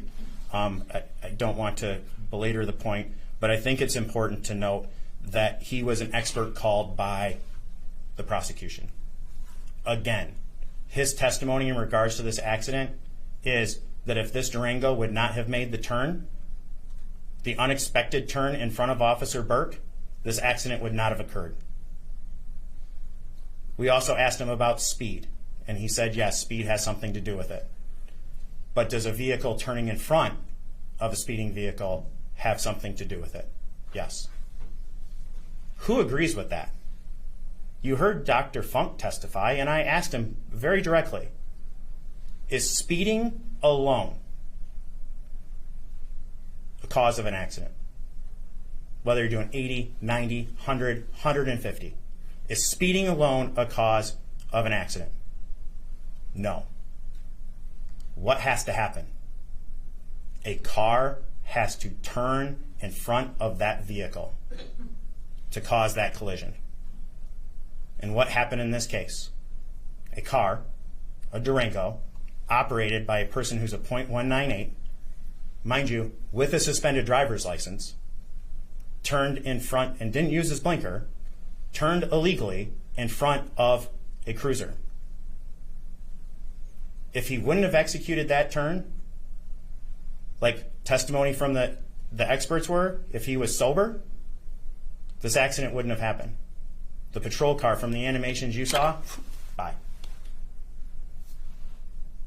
There may have been close, as Mr. Newman tried to point out, there may have been close contact, close to each other at one point or another, but you saw from the animation by Dr. Funk that that cruiser was trying to move to the right to get past the car. What did Dr. Funk... Sorry, let me back up. So as we were sitting here listening to Mr. Bozik, Deputy Bozik, when I tried to nail him down on his principles and formulas and how he came up to his time, what did he testify to? Well, that's just what I'm taught.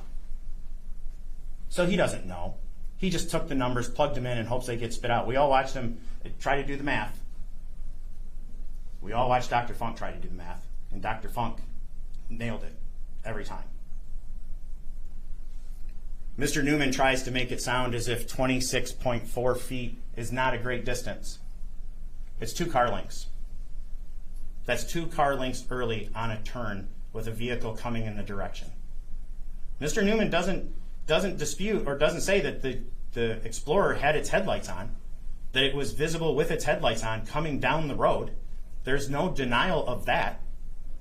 The issue becomes is the perception of the drunk driver who's driving the car. And all of us, using our common sense, as Mr. Newman said, have seen vehicles cut corners to beat cars. We've seen it. Sometimes they result in accidents, sometimes they don't. That doesn't make it okay.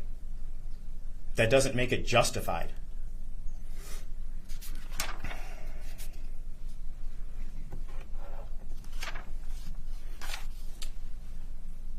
So Mr. Newman keeps making an issue of that there was no confirmation, there was no idea that they were acting on a hunch, that this vehicle was connected to this armed robbery crew. Yesterday, the last question that was asked before you broke for the day, that we asked Detective Villareau, was whether or not that vehicle had been connected to a crime that occurred that same morning of that accident. His response was yes. Their hunch was right. As far as that flak hit, the danger it posed to the community, that they needed to try to stop that vehicle.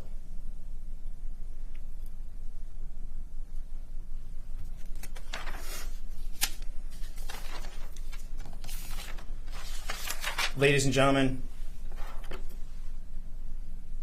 what has happened here is Mr. Newman is putting Officer Burke on trial based on hindsight, based on what he believes the officer should have interpreted, believed on what he believes that the officer should have done, based on what he believes that these officers should have done on top of it. But as you know, and as you've seen, and as the testimony has been given, officers they're human, they're not robots. They have to make decisions based on the information they receive in seconds, and make those decisions within seconds.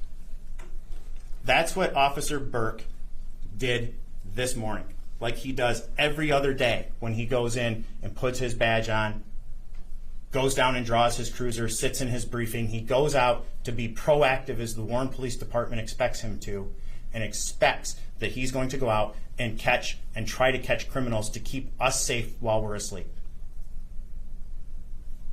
You have to look at the totality of the circumstances that Officer Burke had that day.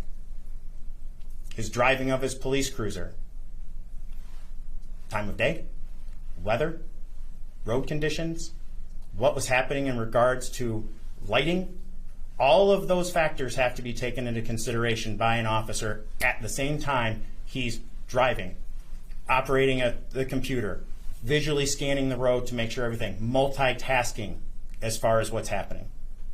We ask him to do that. We've trained him to do that. We then ask him to go put his life on the line for us. Officer Burke did that. Officer Burke was doing what he needed to do, what was necessary for him to protect us from crime. The evil that lurks in the night, there's an officer that stands between us and them. And that's what Officer Burke was doing on that night. He was going after an armed robbery, B&E, flock hit, weapons in the car. Who is breaking the law on the road at 5 a.m.? I'd argue to you it's the person that's driving a vehicle, suspended, 0.198 blood alcohol level, making an illegal, improper turn with no blinker in front of an officer that's attempting to do his job. That is a superseding, intervening cause of this accident. Not Officer Burke. The individual that was grossly negligent this day, that put himself, his passenger, Officer Burke, Officer Rodolfo in danger, was Mr. Hayden. He ignored the law. He ignored the drunk driving laws. He ignored the public safety for everyone on the road, not Officer Burke. He is the cause of this accident. He is the cause of Officer Rodolfo's injuries. And ladies and gentlemen, you've heard the testimony, you've heard the exceptions, you're going to get the instructions from the judge in regards to the law. And I think once you apply them, you're going to see that Officer Burke is not guilty of the 2 counts of manslaughter, because there is a superseding, intervening cause, and what was likely to happen or expected to happen was not based on Officer Burke's training. A reasonable officer testified they would do the same thing. And the willful neglect of duty charge. I'm not sure even Mr. Newman knows how to explain that one. But the issue is, did he fail to perform his duty when he turned the lights on? Every witness here, every law enforcement officer witness told you that they would have done the same thing. So every single one of them is guilty of neglect of duty. Common sense. Totality of the circumstances. Look at what's happening. Look at what happened. Examine the testimony, and you are going to find Officer Burke not guilty of the manslaughter, not guilty of the moving violation causing serious injury, and not guilty of the neglect of duty. And after your deliberations, I ask that you return that verdict. Thank you.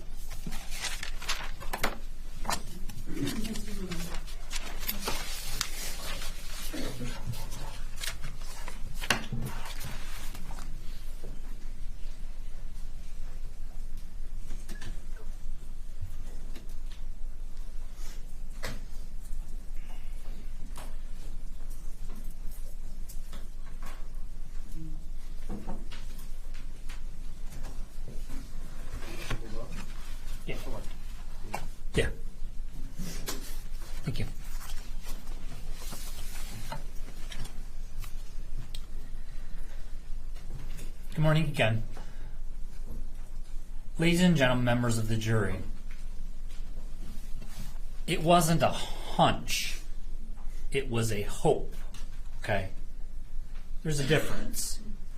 Officer Burke hoped that by driving the way he did, in the manner that he chose to do it, that he would be able to somehow locate this vehicle and catch the bad guy.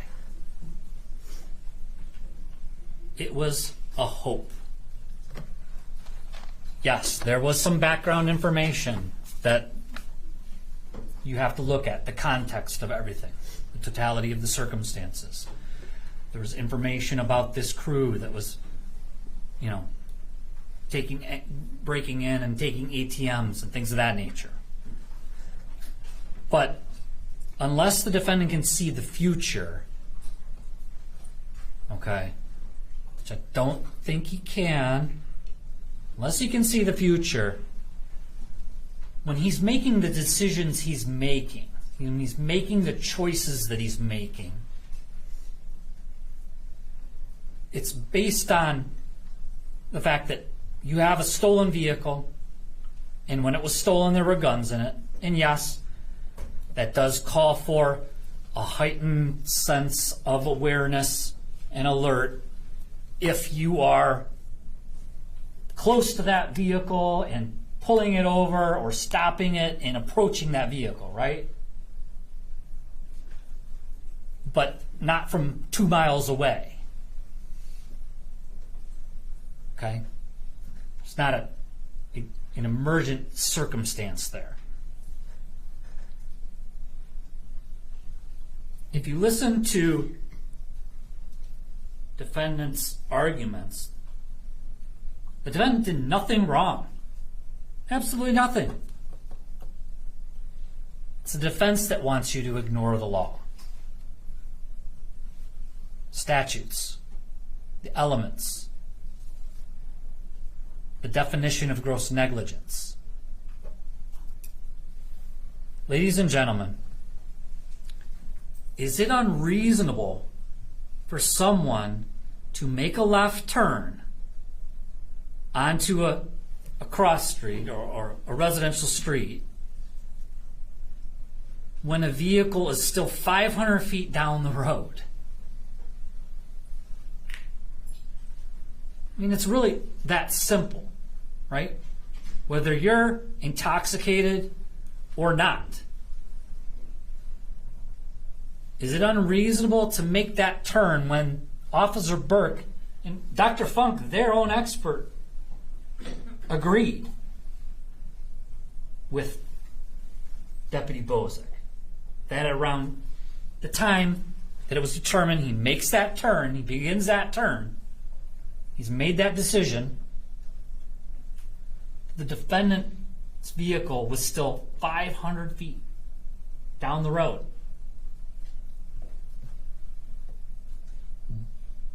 Almost 2 football fields. That is not unreasonable, ladies and gentlemen. Okay? Cedric Hayden made that turn. That was not unreasonable. Okay? When you're coming down the road and there's traffic coming towards you, okay, you would expect that there's a possibility that, they could turn, right? That car could want to turn. There was testimony about Dr. Funk, and the blinker, and, you are able to look at the videos, okay? Go in, look at the video from the in-car. Now, I don't know what makes Dr. Funk's eyes more special than any one of yours to go in and look at that video, okay? Because from the video itself, ladies and gentlemen, I would argue that you can't tell one way or the other from the video because of the glare from the headlights. And he wanted to compare it to some other video, I think it was Officer Pisecki's video, of a car that's stationary at a different angle. And, I don't know what that really proves. But when you use your common sense and you use your own eyes, because you are the finders of fact in this case, not Dr. Funk. When you look at that video, from the video itself, you can't tell. It's indeterminate. So you have to look at the other evidence that you have. And yes, there's a blinker on in the video that we showed from Officer Anise. But there's also, the possibility that it could have been turned on by the crash itself and things of that nature. There's no doubt about it. But that's indeterminate at this point, ladies and gentlemen. Because Dr. Funk told you, he didn't test to see if that system even had power. So we don't know at this point.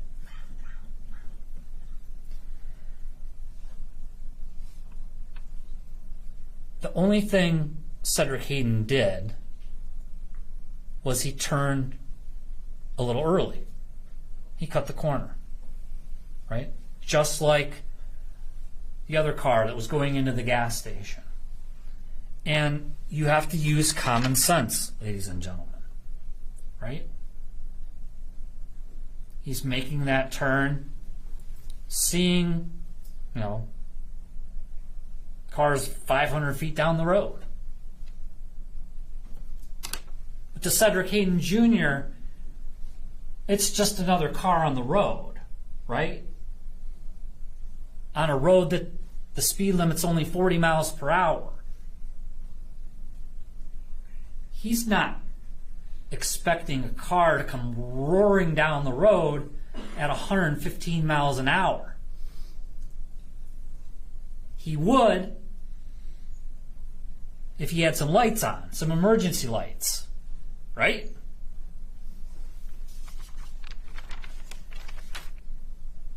You can't look at this in a vacuum. The defendant is a trained police officer, okay? His job is to uphold the law. Can't ignore the law. Not even a police officer. So when you look at the evidence, you look at everything we've talked about. I want to go through very quickly the sequence of events. And I think it will demonstrate for you, ladies and gentlemen, that the individual who is responsible for this crash is the defendant, James Burke. He is the one that caused the crash. We start again at the map, and you have evidence that you'll be able to look at, including the defendant's in-car video. And in this, you see his location down bottom left and the original flak hit up at 10 Mile and Shaner.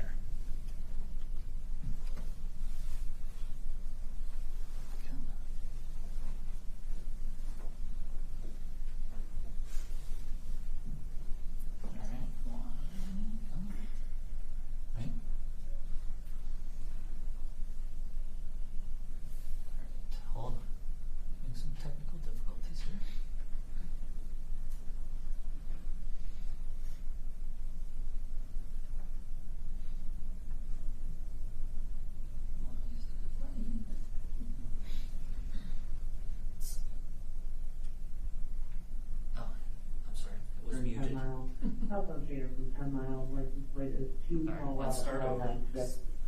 Again, I'm glad you're at the end of you all. All right, here we go. All right, so at 4:56:17, the defendant is in the area of Federal and 9 Mile Road, and you're going to hear the flak hit for 10 Mile.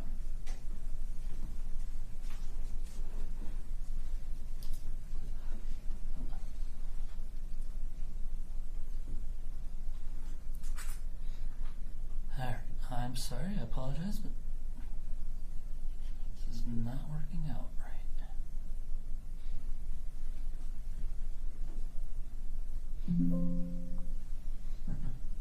One second, ladies and gentlemen.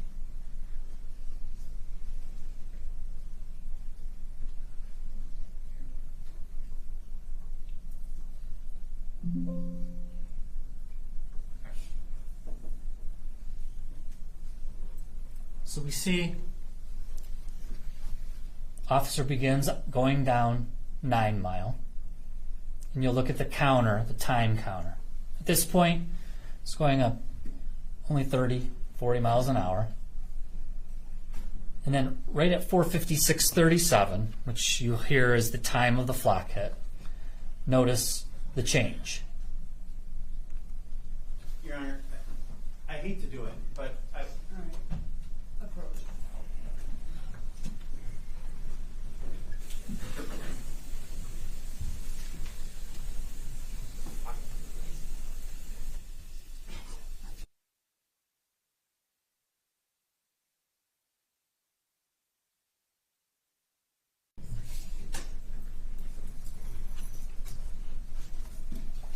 If I can get it to play.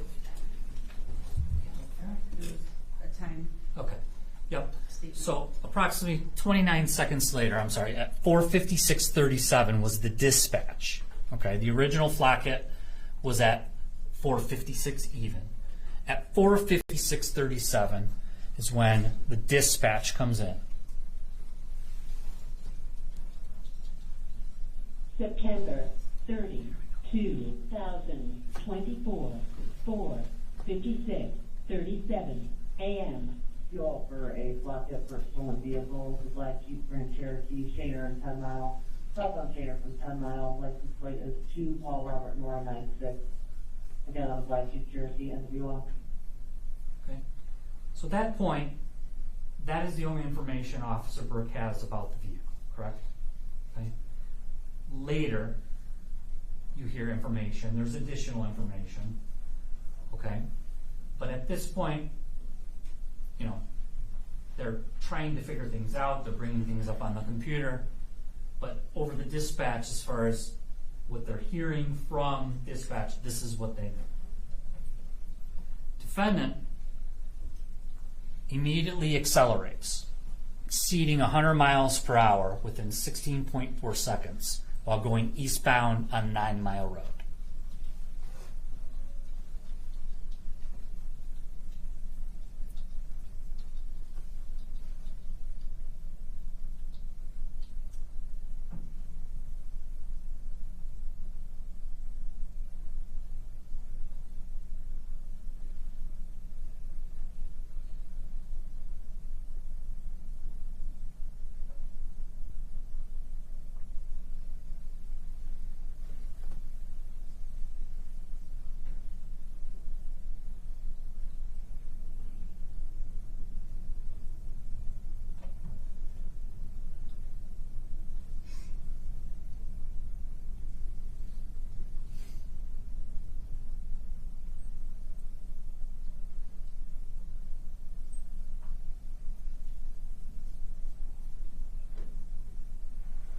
Okay.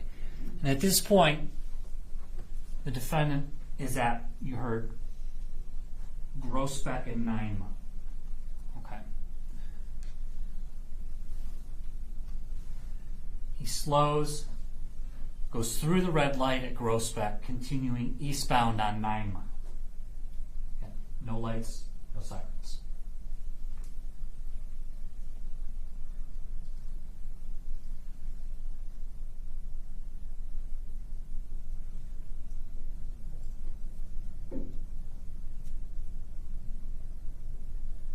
You see the officer proceeding towards Shaner. He's coming up to Shaner now. Okay. September 30, 2024, 4:57:50 a.m. Just hit southbound Shaner and Rosebuck again. Okay. And that flock hit you heard came in on both the computer and almost immediately through dispatch at 4:57:50. at southbound Groesbeck and Shaner. They've just arrived at Shaner at this point. So obviously they're in a heightened state, looking for this vehicle at this point.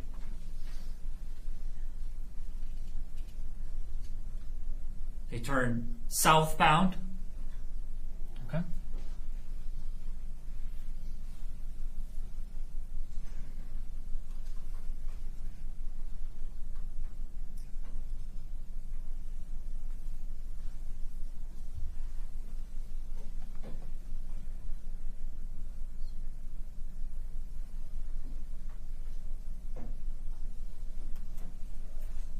They go northbound.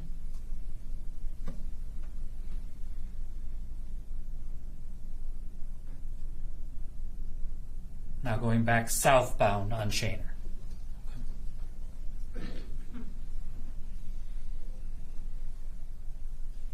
So, once they turn onto Shaner, defendant's rate of speed from 9 Mile to Topher goes from 55 miles per hour to 117 miles an hour.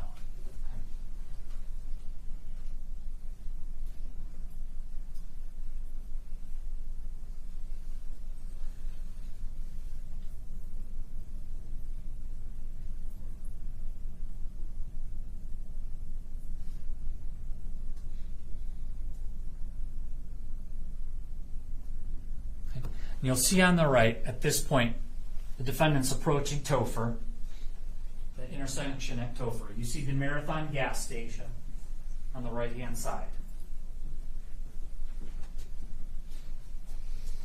And at this point, obviously, those two vehicles that passed in front of him and that he let go by to make the U-turn are well up in the distance. Okay, and you will see those vehicles when you go and you look at the landscaping videos from across Prospect Street, from Prospect Street, because you will see those vehicles also pass by Prospect Street just before Cedric Hayden Jr. approaches the intersection at Prospect.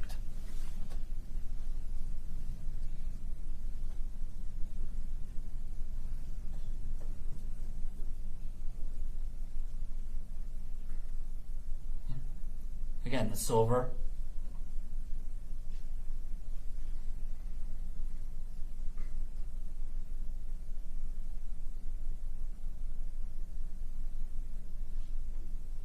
The red sedan.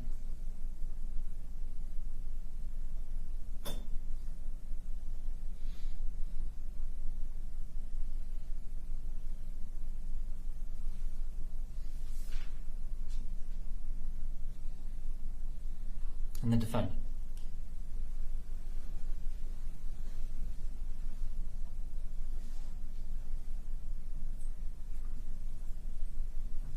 Now we know from the EDR testimony of Deputy Bozick, confirmed by Dr. Funk, 5 seconds before impact, 114.9 miles per hour. And you'll see 4 seconds, 3 seconds, 2.6 seconds. So at the time that Cedric begins to make his turn and the defendant is 500 feet away, he's still going 112 miles per hour. Now, obviously, that makes it difficult for anybody to react and stop. 2 seconds, 111 miles per hour still. In 1 second, 108 miles per hour. You heard testimony from the experts dealing with accident reconstruction that the speed of a vehicle affects a person's perceptions as well, right? The defendant going that fast, I think you have to look at, when you're going that fast, are you able to perceive a vehicle slowing down to make a turn, correct? Because when you watch Cedric Hayden in the manner in which he drove, it's very clear he's slowing down to make that turn. He's not just going 40 miles per hour straight down the road. The defendant hadn't been going that fast. He may have perceived that. 0.7 seconds. ABS are engaged.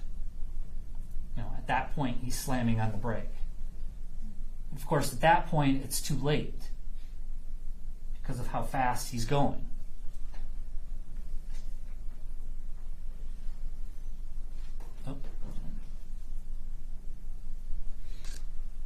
Reached 117 as he's passing the gas station, 6 seconds before impact.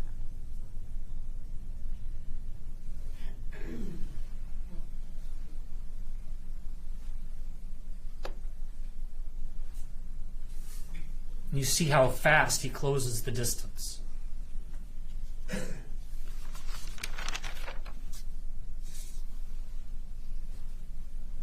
This is not sudden and unexpected. Okay? This is a police officer. Okay? This is someone who patrols these streets and whose job it is to actually look for drunk drivers and stop drunk drivers. So he has a heightened awareness, obviously, and is trained to look for those things and be aware of the fact that there are people on the road who have drank alcohol and may be intoxicated. Right? So these are not things that are just completely a surprise or that the defendant doesn't have some awareness of.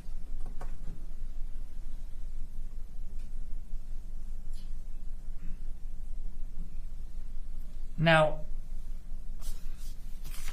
you also have to look at, because a lot has been made of the ATM theft crew and the mission, right? I mean, that's what it's been called by the defense, the mission.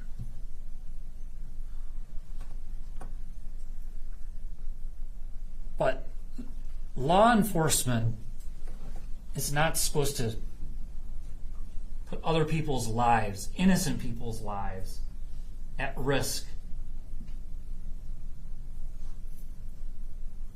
for the mission. That's common sense, ladies and gentlemen. When you look at all of the evidence, you took an oath to follow the law. Okay? Not speculate, not guess, but to look at the evidence and determine the facts in this case. We talked in jury selection about mere possibilities, right? No one's negating the fact that Cedric Hayden Jr. had an unlawful blood alcohol level. Okay? No one's trying to negate that. But as jurors, it's your job to look at the evidence and determine whether that fact alone, just the fact that he was a .19, whether that proves that he caused the crash, that he somehow superseded and intervened in this crash. Okay? And other than turning a little bit early and cutting the corner, now, does that prove, is that something that's so unforeseeable, so negligent, that it absolves the defendant of all responsibility? Ladies and gentlemen, it doesn't, I submit to you. It doesn't absolve him of the criminal responsibility that the evidence proves in this case under the law.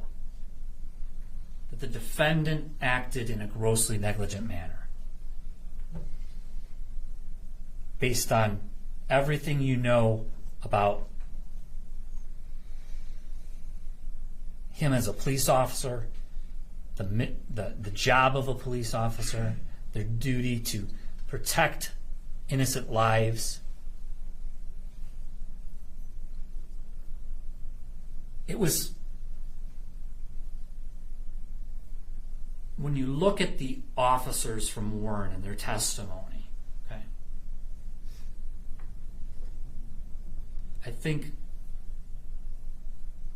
there was a lot of focus on the mission, right? And not enough focus on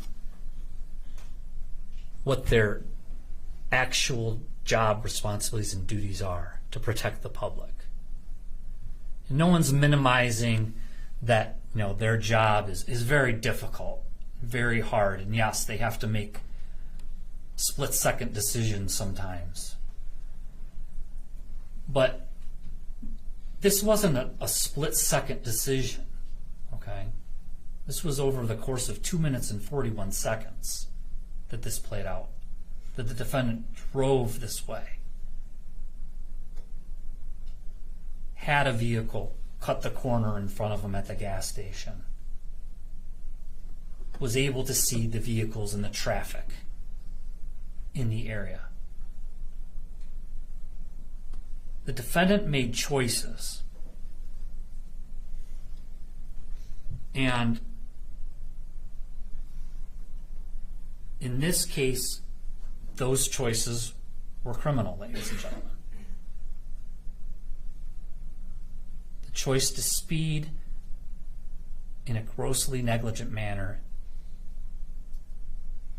and when you have the ability to warn people that you're driving at that speed, even, and not doing the simplest thing, and that's follow the law. Turn your lights on.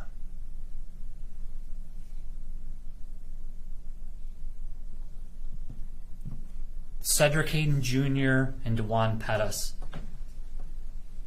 wouldn't be dead if the simplest choices were made to follow the law.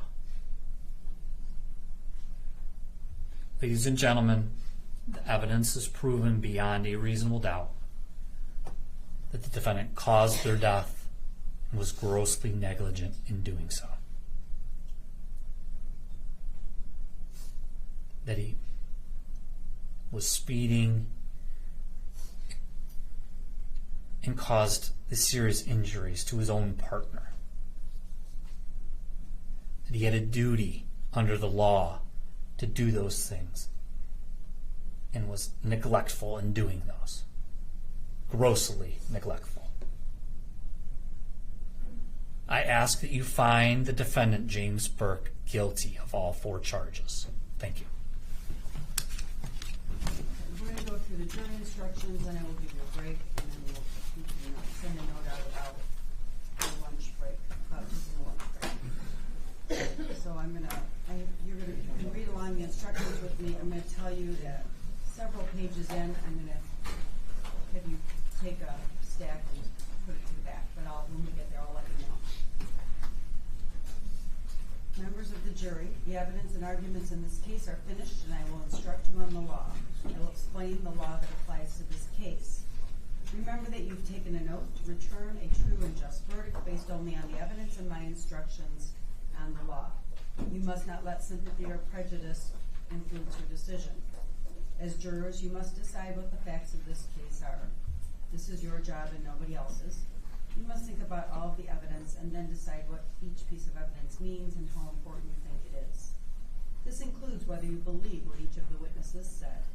What you decide about any fact in this case is final. It is my duty to instruct you on the law. You must take the law as I give it to you. If a lawyer says something different about the law, follow what I say. At various times, I've already given you some instructions about the law. You must take all of my instructions together as the law you are to follow. You should not pay attention to some instructions and ignore others. To sum it up, it is your job to decide what the facts of this case are, to apply the law as I give it to you, and in that way decide the case. A person accused of a crime is presumed to be innocent. This means that you must start with the presumption that the defendant is innocent. This presumption continues throughout the trial and entitles the defendant to a verdict of not guilty unless you are satisfied beyond a reasonable doubt that he is guilty. Every crime is made up of parts called elements. The prosecutor must prove each element of the crime beyond a reasonable doubt. The defendant is not required to prove his innocence or to do anything. If you find that the prosecutor has not proven every element beyond a reasonable doubt, then you must find the defendant not guilty. Proof beyond a reasonable doubt is proof that leaves you firmly convinced of the defendant's guilt. A reasonable doubt is a fair, honest doubt growing out of the evidence or lack of evidence. It is not merely an imaginary or possible doubt, but a doubt based on reason and common sense. A reasonable doubt is just that, a doubt that is reasonable after a careful and considered examination of the facts and circumstances of the case. Every defendant has the absolute right to not testify. When you decide this case, you must not consider the fact that he did not testify. It must not affect your verdict in any way. When you discuss the case and decide on your verdict, you may only consider the evidence that has been properly admitted in this case. Therefore, it is important for you to understand what is evidence and what is not evidence. Evidence includes only the sworn testimony of the witnesses, the exhibits admitted in evidence, and anything else I told you to consider as evidence. Many things are not evidence, and you must be careful not to consider them as such. I will describe some of the things that are not evidence. The fact that the defendant is charged with a crime and is on trial is not evidence. Likewise, the fact that he is charged with more than one crime is not evidence. The lawyer's statements and arguments are not evidence. They are only meant to help you understand the evidence and each side's legal theories. You should only accept the things the lawyers say that are supported by the evidence or by your own common sense and general knowledge. The lawyer's questions to the witnesses and my questions to the witnesses are also not evidence. You should consider these questions only as they give meaning to the witnesses' answers. My comments, rulings, questions, and instructions are also not evidence. It is my duty to see to it that the trial is conducted according to the law and to tell you the law that applies to this case. However, when I make a comment or give an instruction, I am not trying to influence your vote or express a personal opinion about the case. If you believe that I have an opinion about how you should decide this case, you must pay no attention to that opinion. You are the only judges of the facts, and you should decide this case from the evidence. At times during the trial, I may have excluded evidence that was offered or stricken testimony that was heard. Do not consider those things in deciding the case. Make your decision only on the evidence I let in and nothing else. Your decision should be based on all of the evidence, regardless of which side produced it.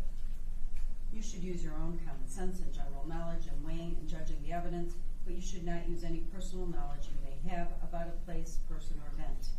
To repeat once more, you must decide this case based only on the evidence admitted during the trial.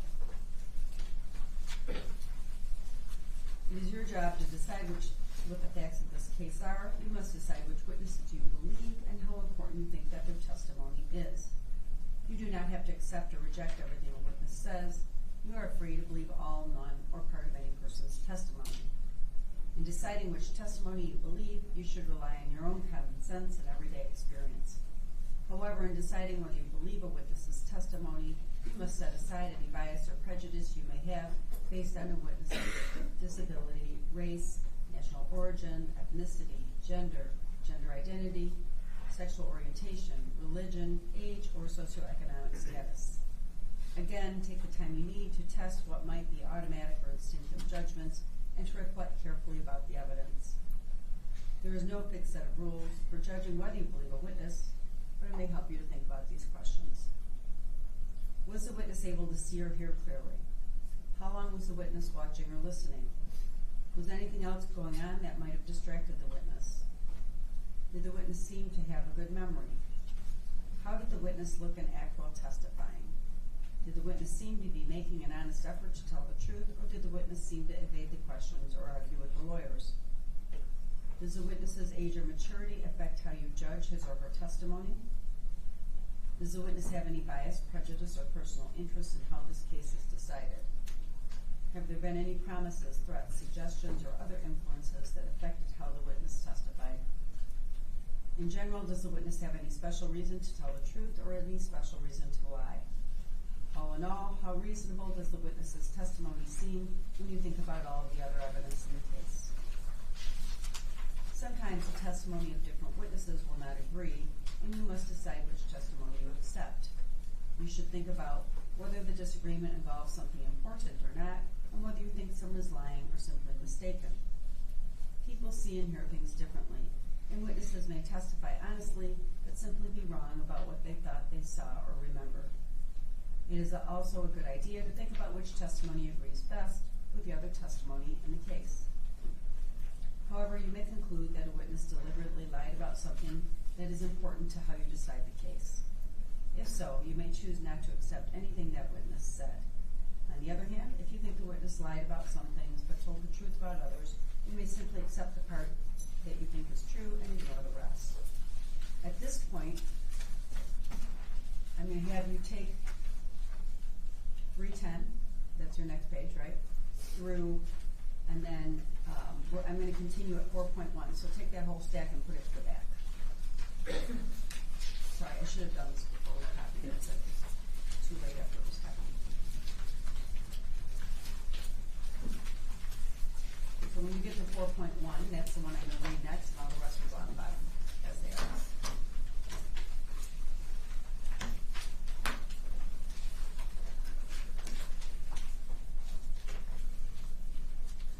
Okay. Either way, you will have these in your hand, and I will be reading them. And you will take these with you to the jury room. The prosecution has introduced evidence of a statement that it claims the defendant made.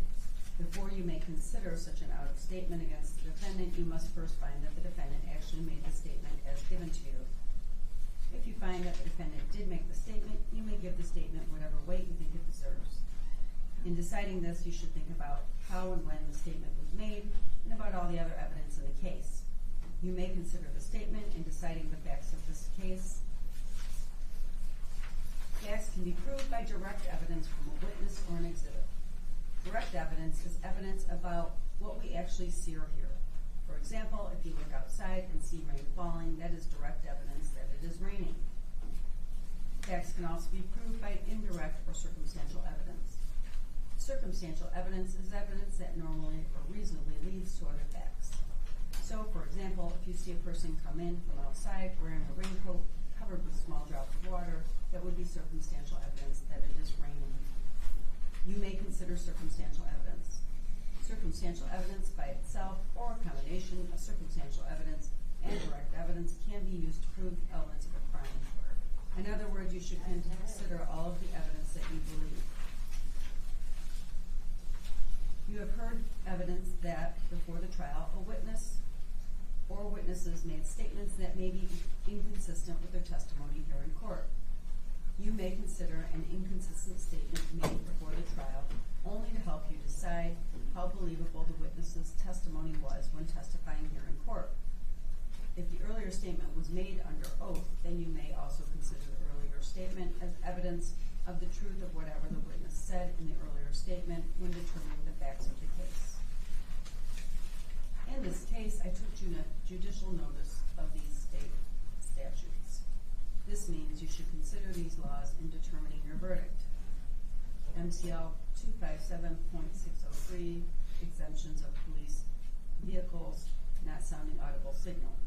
The driver of an authorized emergency vehicle, when pursuing or apprehending a person who has violated or is violating the law, or is charged with or suspected of violating the law, may exercise the privileges set forth subject to the conditions of this section, including 1. Proceed past a red or stop signal or sign, but only after slowing down as may be necessary for safe operation. 2. Exceed the speed limits so long as he or she does not endanger life or property. The exemption granted in this statute to an authorized emergency vehicle apply only when the driver of the vehicle, while in motion, sounds an audible signal by bell, siren, air horn, or exhaust whistle as may be reasonably necessary, and when the vehicle is equipped with at least one lighted lamp displaying a flashing, oscillating, or rotating red or blue light. The police vehicle shall display a flashing, oscillating, or rotating red or blue light. However, a police vehicle shall retain the exemptions granted by statute to an authorized emergency vehicle without sounding an audible signal if the police vehicle is engaged in an emergency run in which silence is required. MCL 257.632, police vehicles exemption from speed limitations. The speed limitation shall not apply to vehicles when operated with due regard for safety under the direction of the police when traveling in emergencies or in the chase or apprehension of violators of the law or persons charged with or suspected of a violation.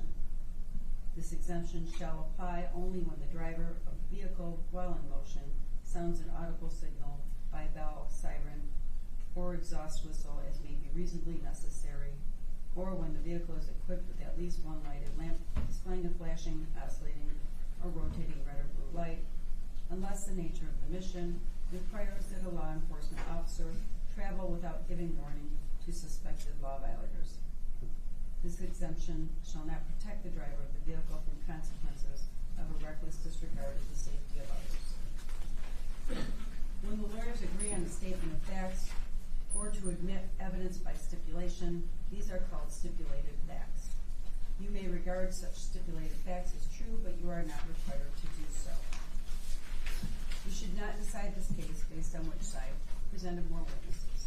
Instead, you should think about each witness and each piece of evidence and whether you believe them. Then you must decide whether the testimony and evidence you believe proves beyond a reasonable doubt that the defendant is guilty. You have heard that a lawyer or lawyer's representative talked to one of the witnesses. There is nothing wrong with this.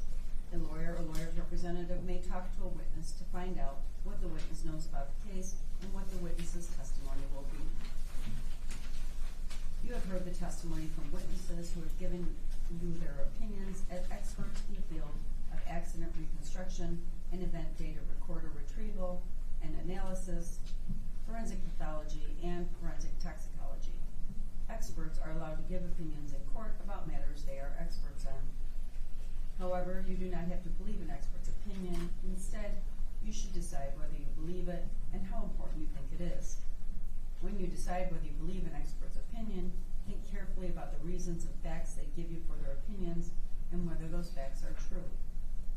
You should also think about the expert's qualifications and whether their opinions make sense when you think about all the other evidence in the case. You have heard testimony from witnesses who are police officers. That testimony is to be judged by the same standards you use to evaluate the testimony of any other witnesses. The defendant is charged in count 1 with the crime of involuntary manslaughter. To prove this charge, the prosecutor must prove each of the following elements beyond a reasonable doubt. First, that the defendant caused the death of Cedric Hayden Jr., that is, that Hedrick Hayden Jr. died as a result of injuries caused by a motor vehicle collision involving a motor vehicle being operated by the defendant and a motor vehicle being driven by Cedric Hayden Jr. Second, in doing the act that caused Cedric Hayden Jr.'s death, the defendant acted in a grossly negligent manner. The defendant is charged in count 2 with the crime of involuntary manslaughter. To prove this charge, the prosecutor must prove each element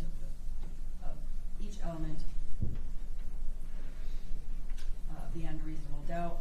First, that the defendant caused the death of DeJuan Pettis, that is, that DeJuan Pettis died as a result of injuries caused by a motor vehicle collision involving a motor vehicle being operated by the defendant and a motor vehicle being driven by Cedric Hayden Jr.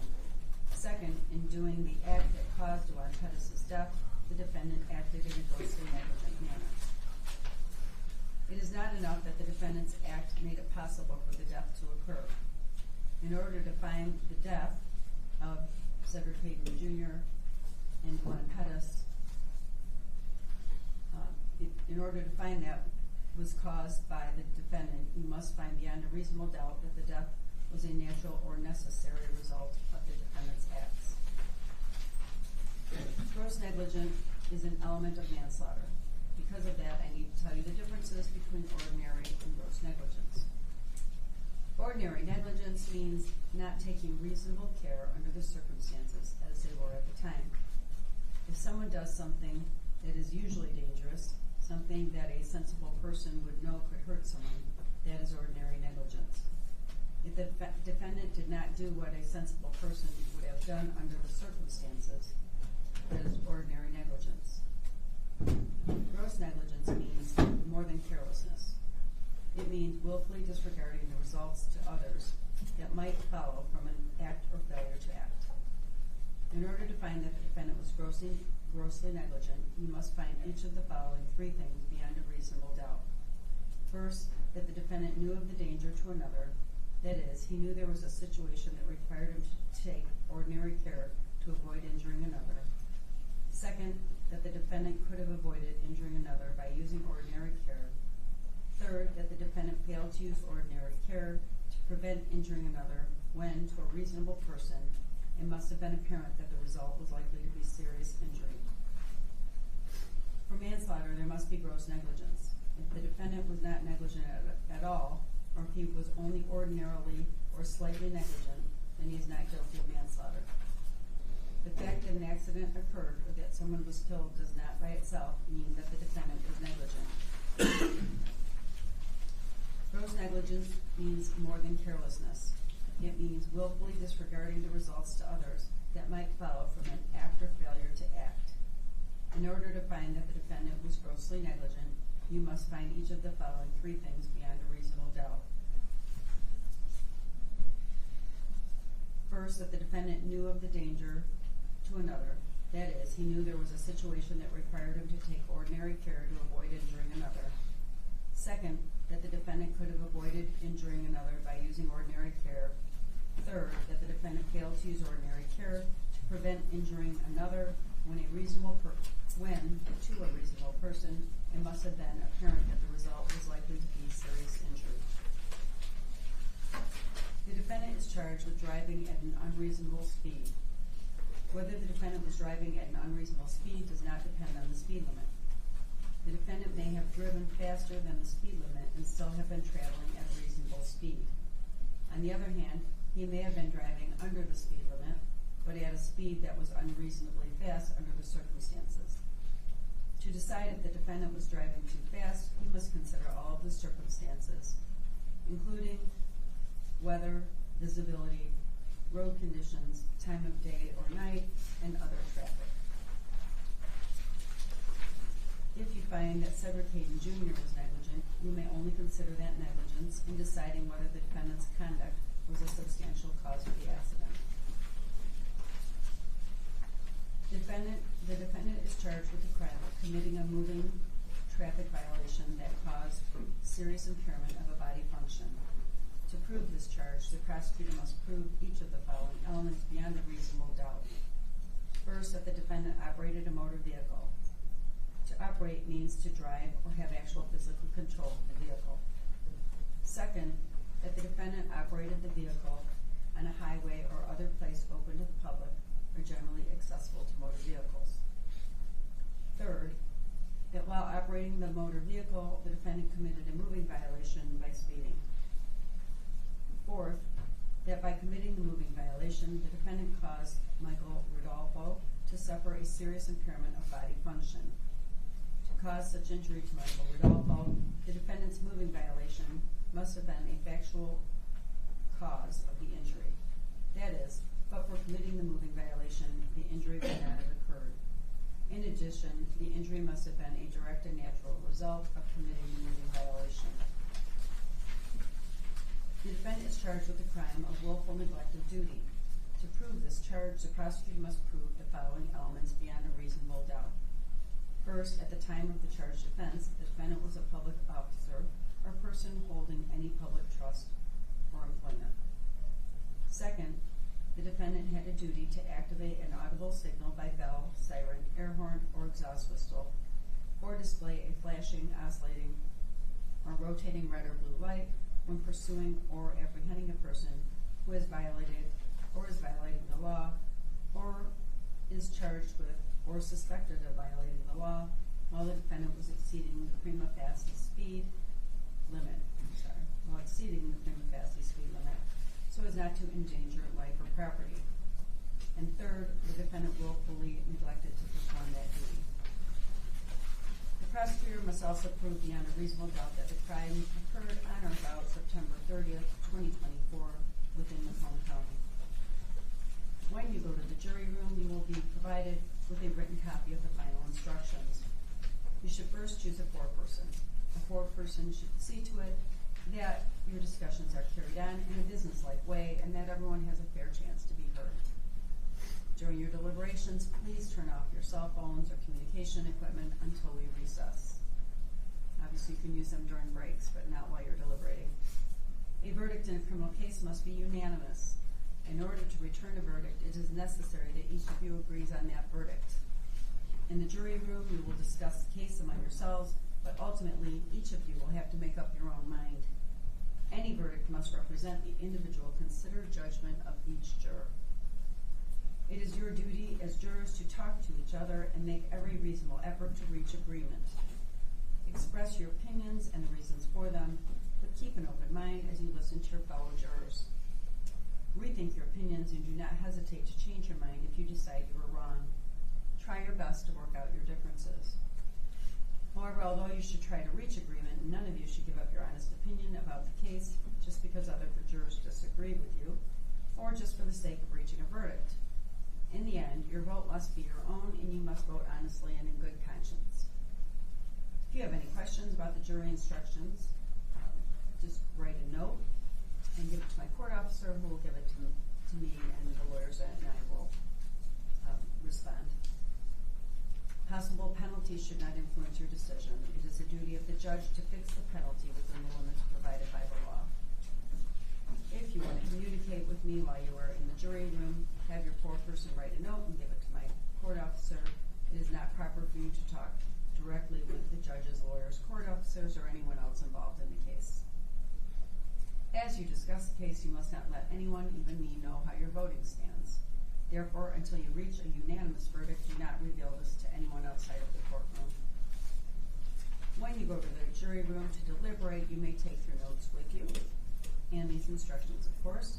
If you want to look at any or all of the documents or exhibits that have been admitted as evidence, send out a note and ask for them. We'll send them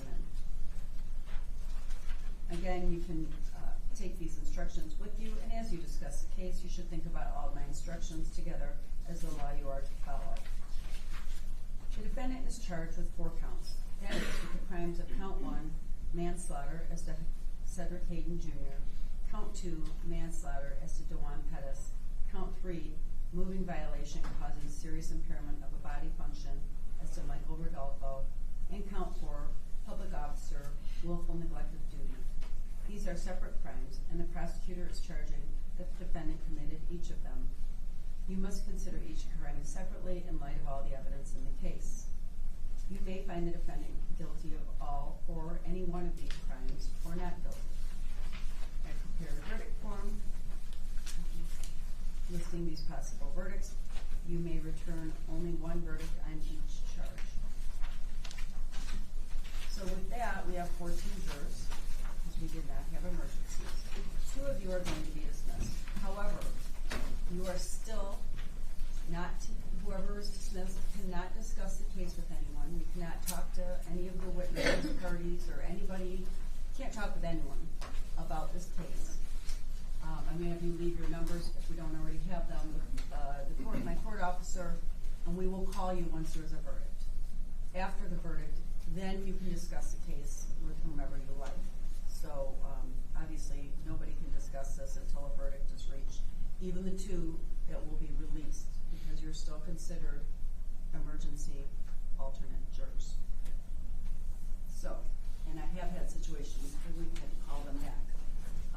But we will let you know, so you don't have to wait here until then. You can go about your business, and we will call you when there's a verdict. With that, we are going to randomly draw 2 jurors' numbers to be released as alternates.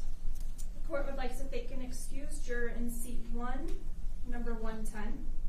Thank you for your service, sir.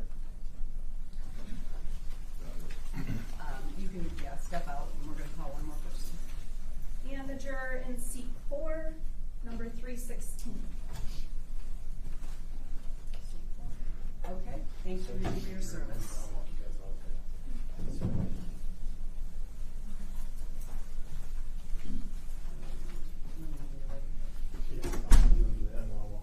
Yeah. Raise your right hand. Do you solemnly swear that you will keep the persons sworn as jurors in a private place, that you will not communicate with them orally or otherwise unless ordered by the court, and that you will not communicate to anyone the state of their deliberations until they have rendered a verdict, so help you God?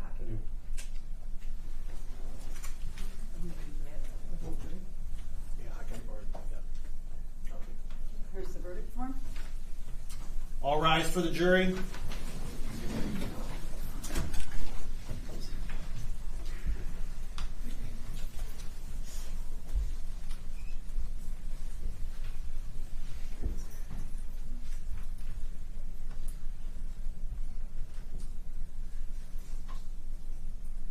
You may be seated.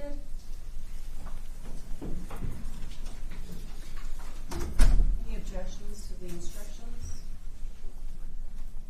No, Judge. No, Your Honor. Anything for the record before we break? Not that I can think of.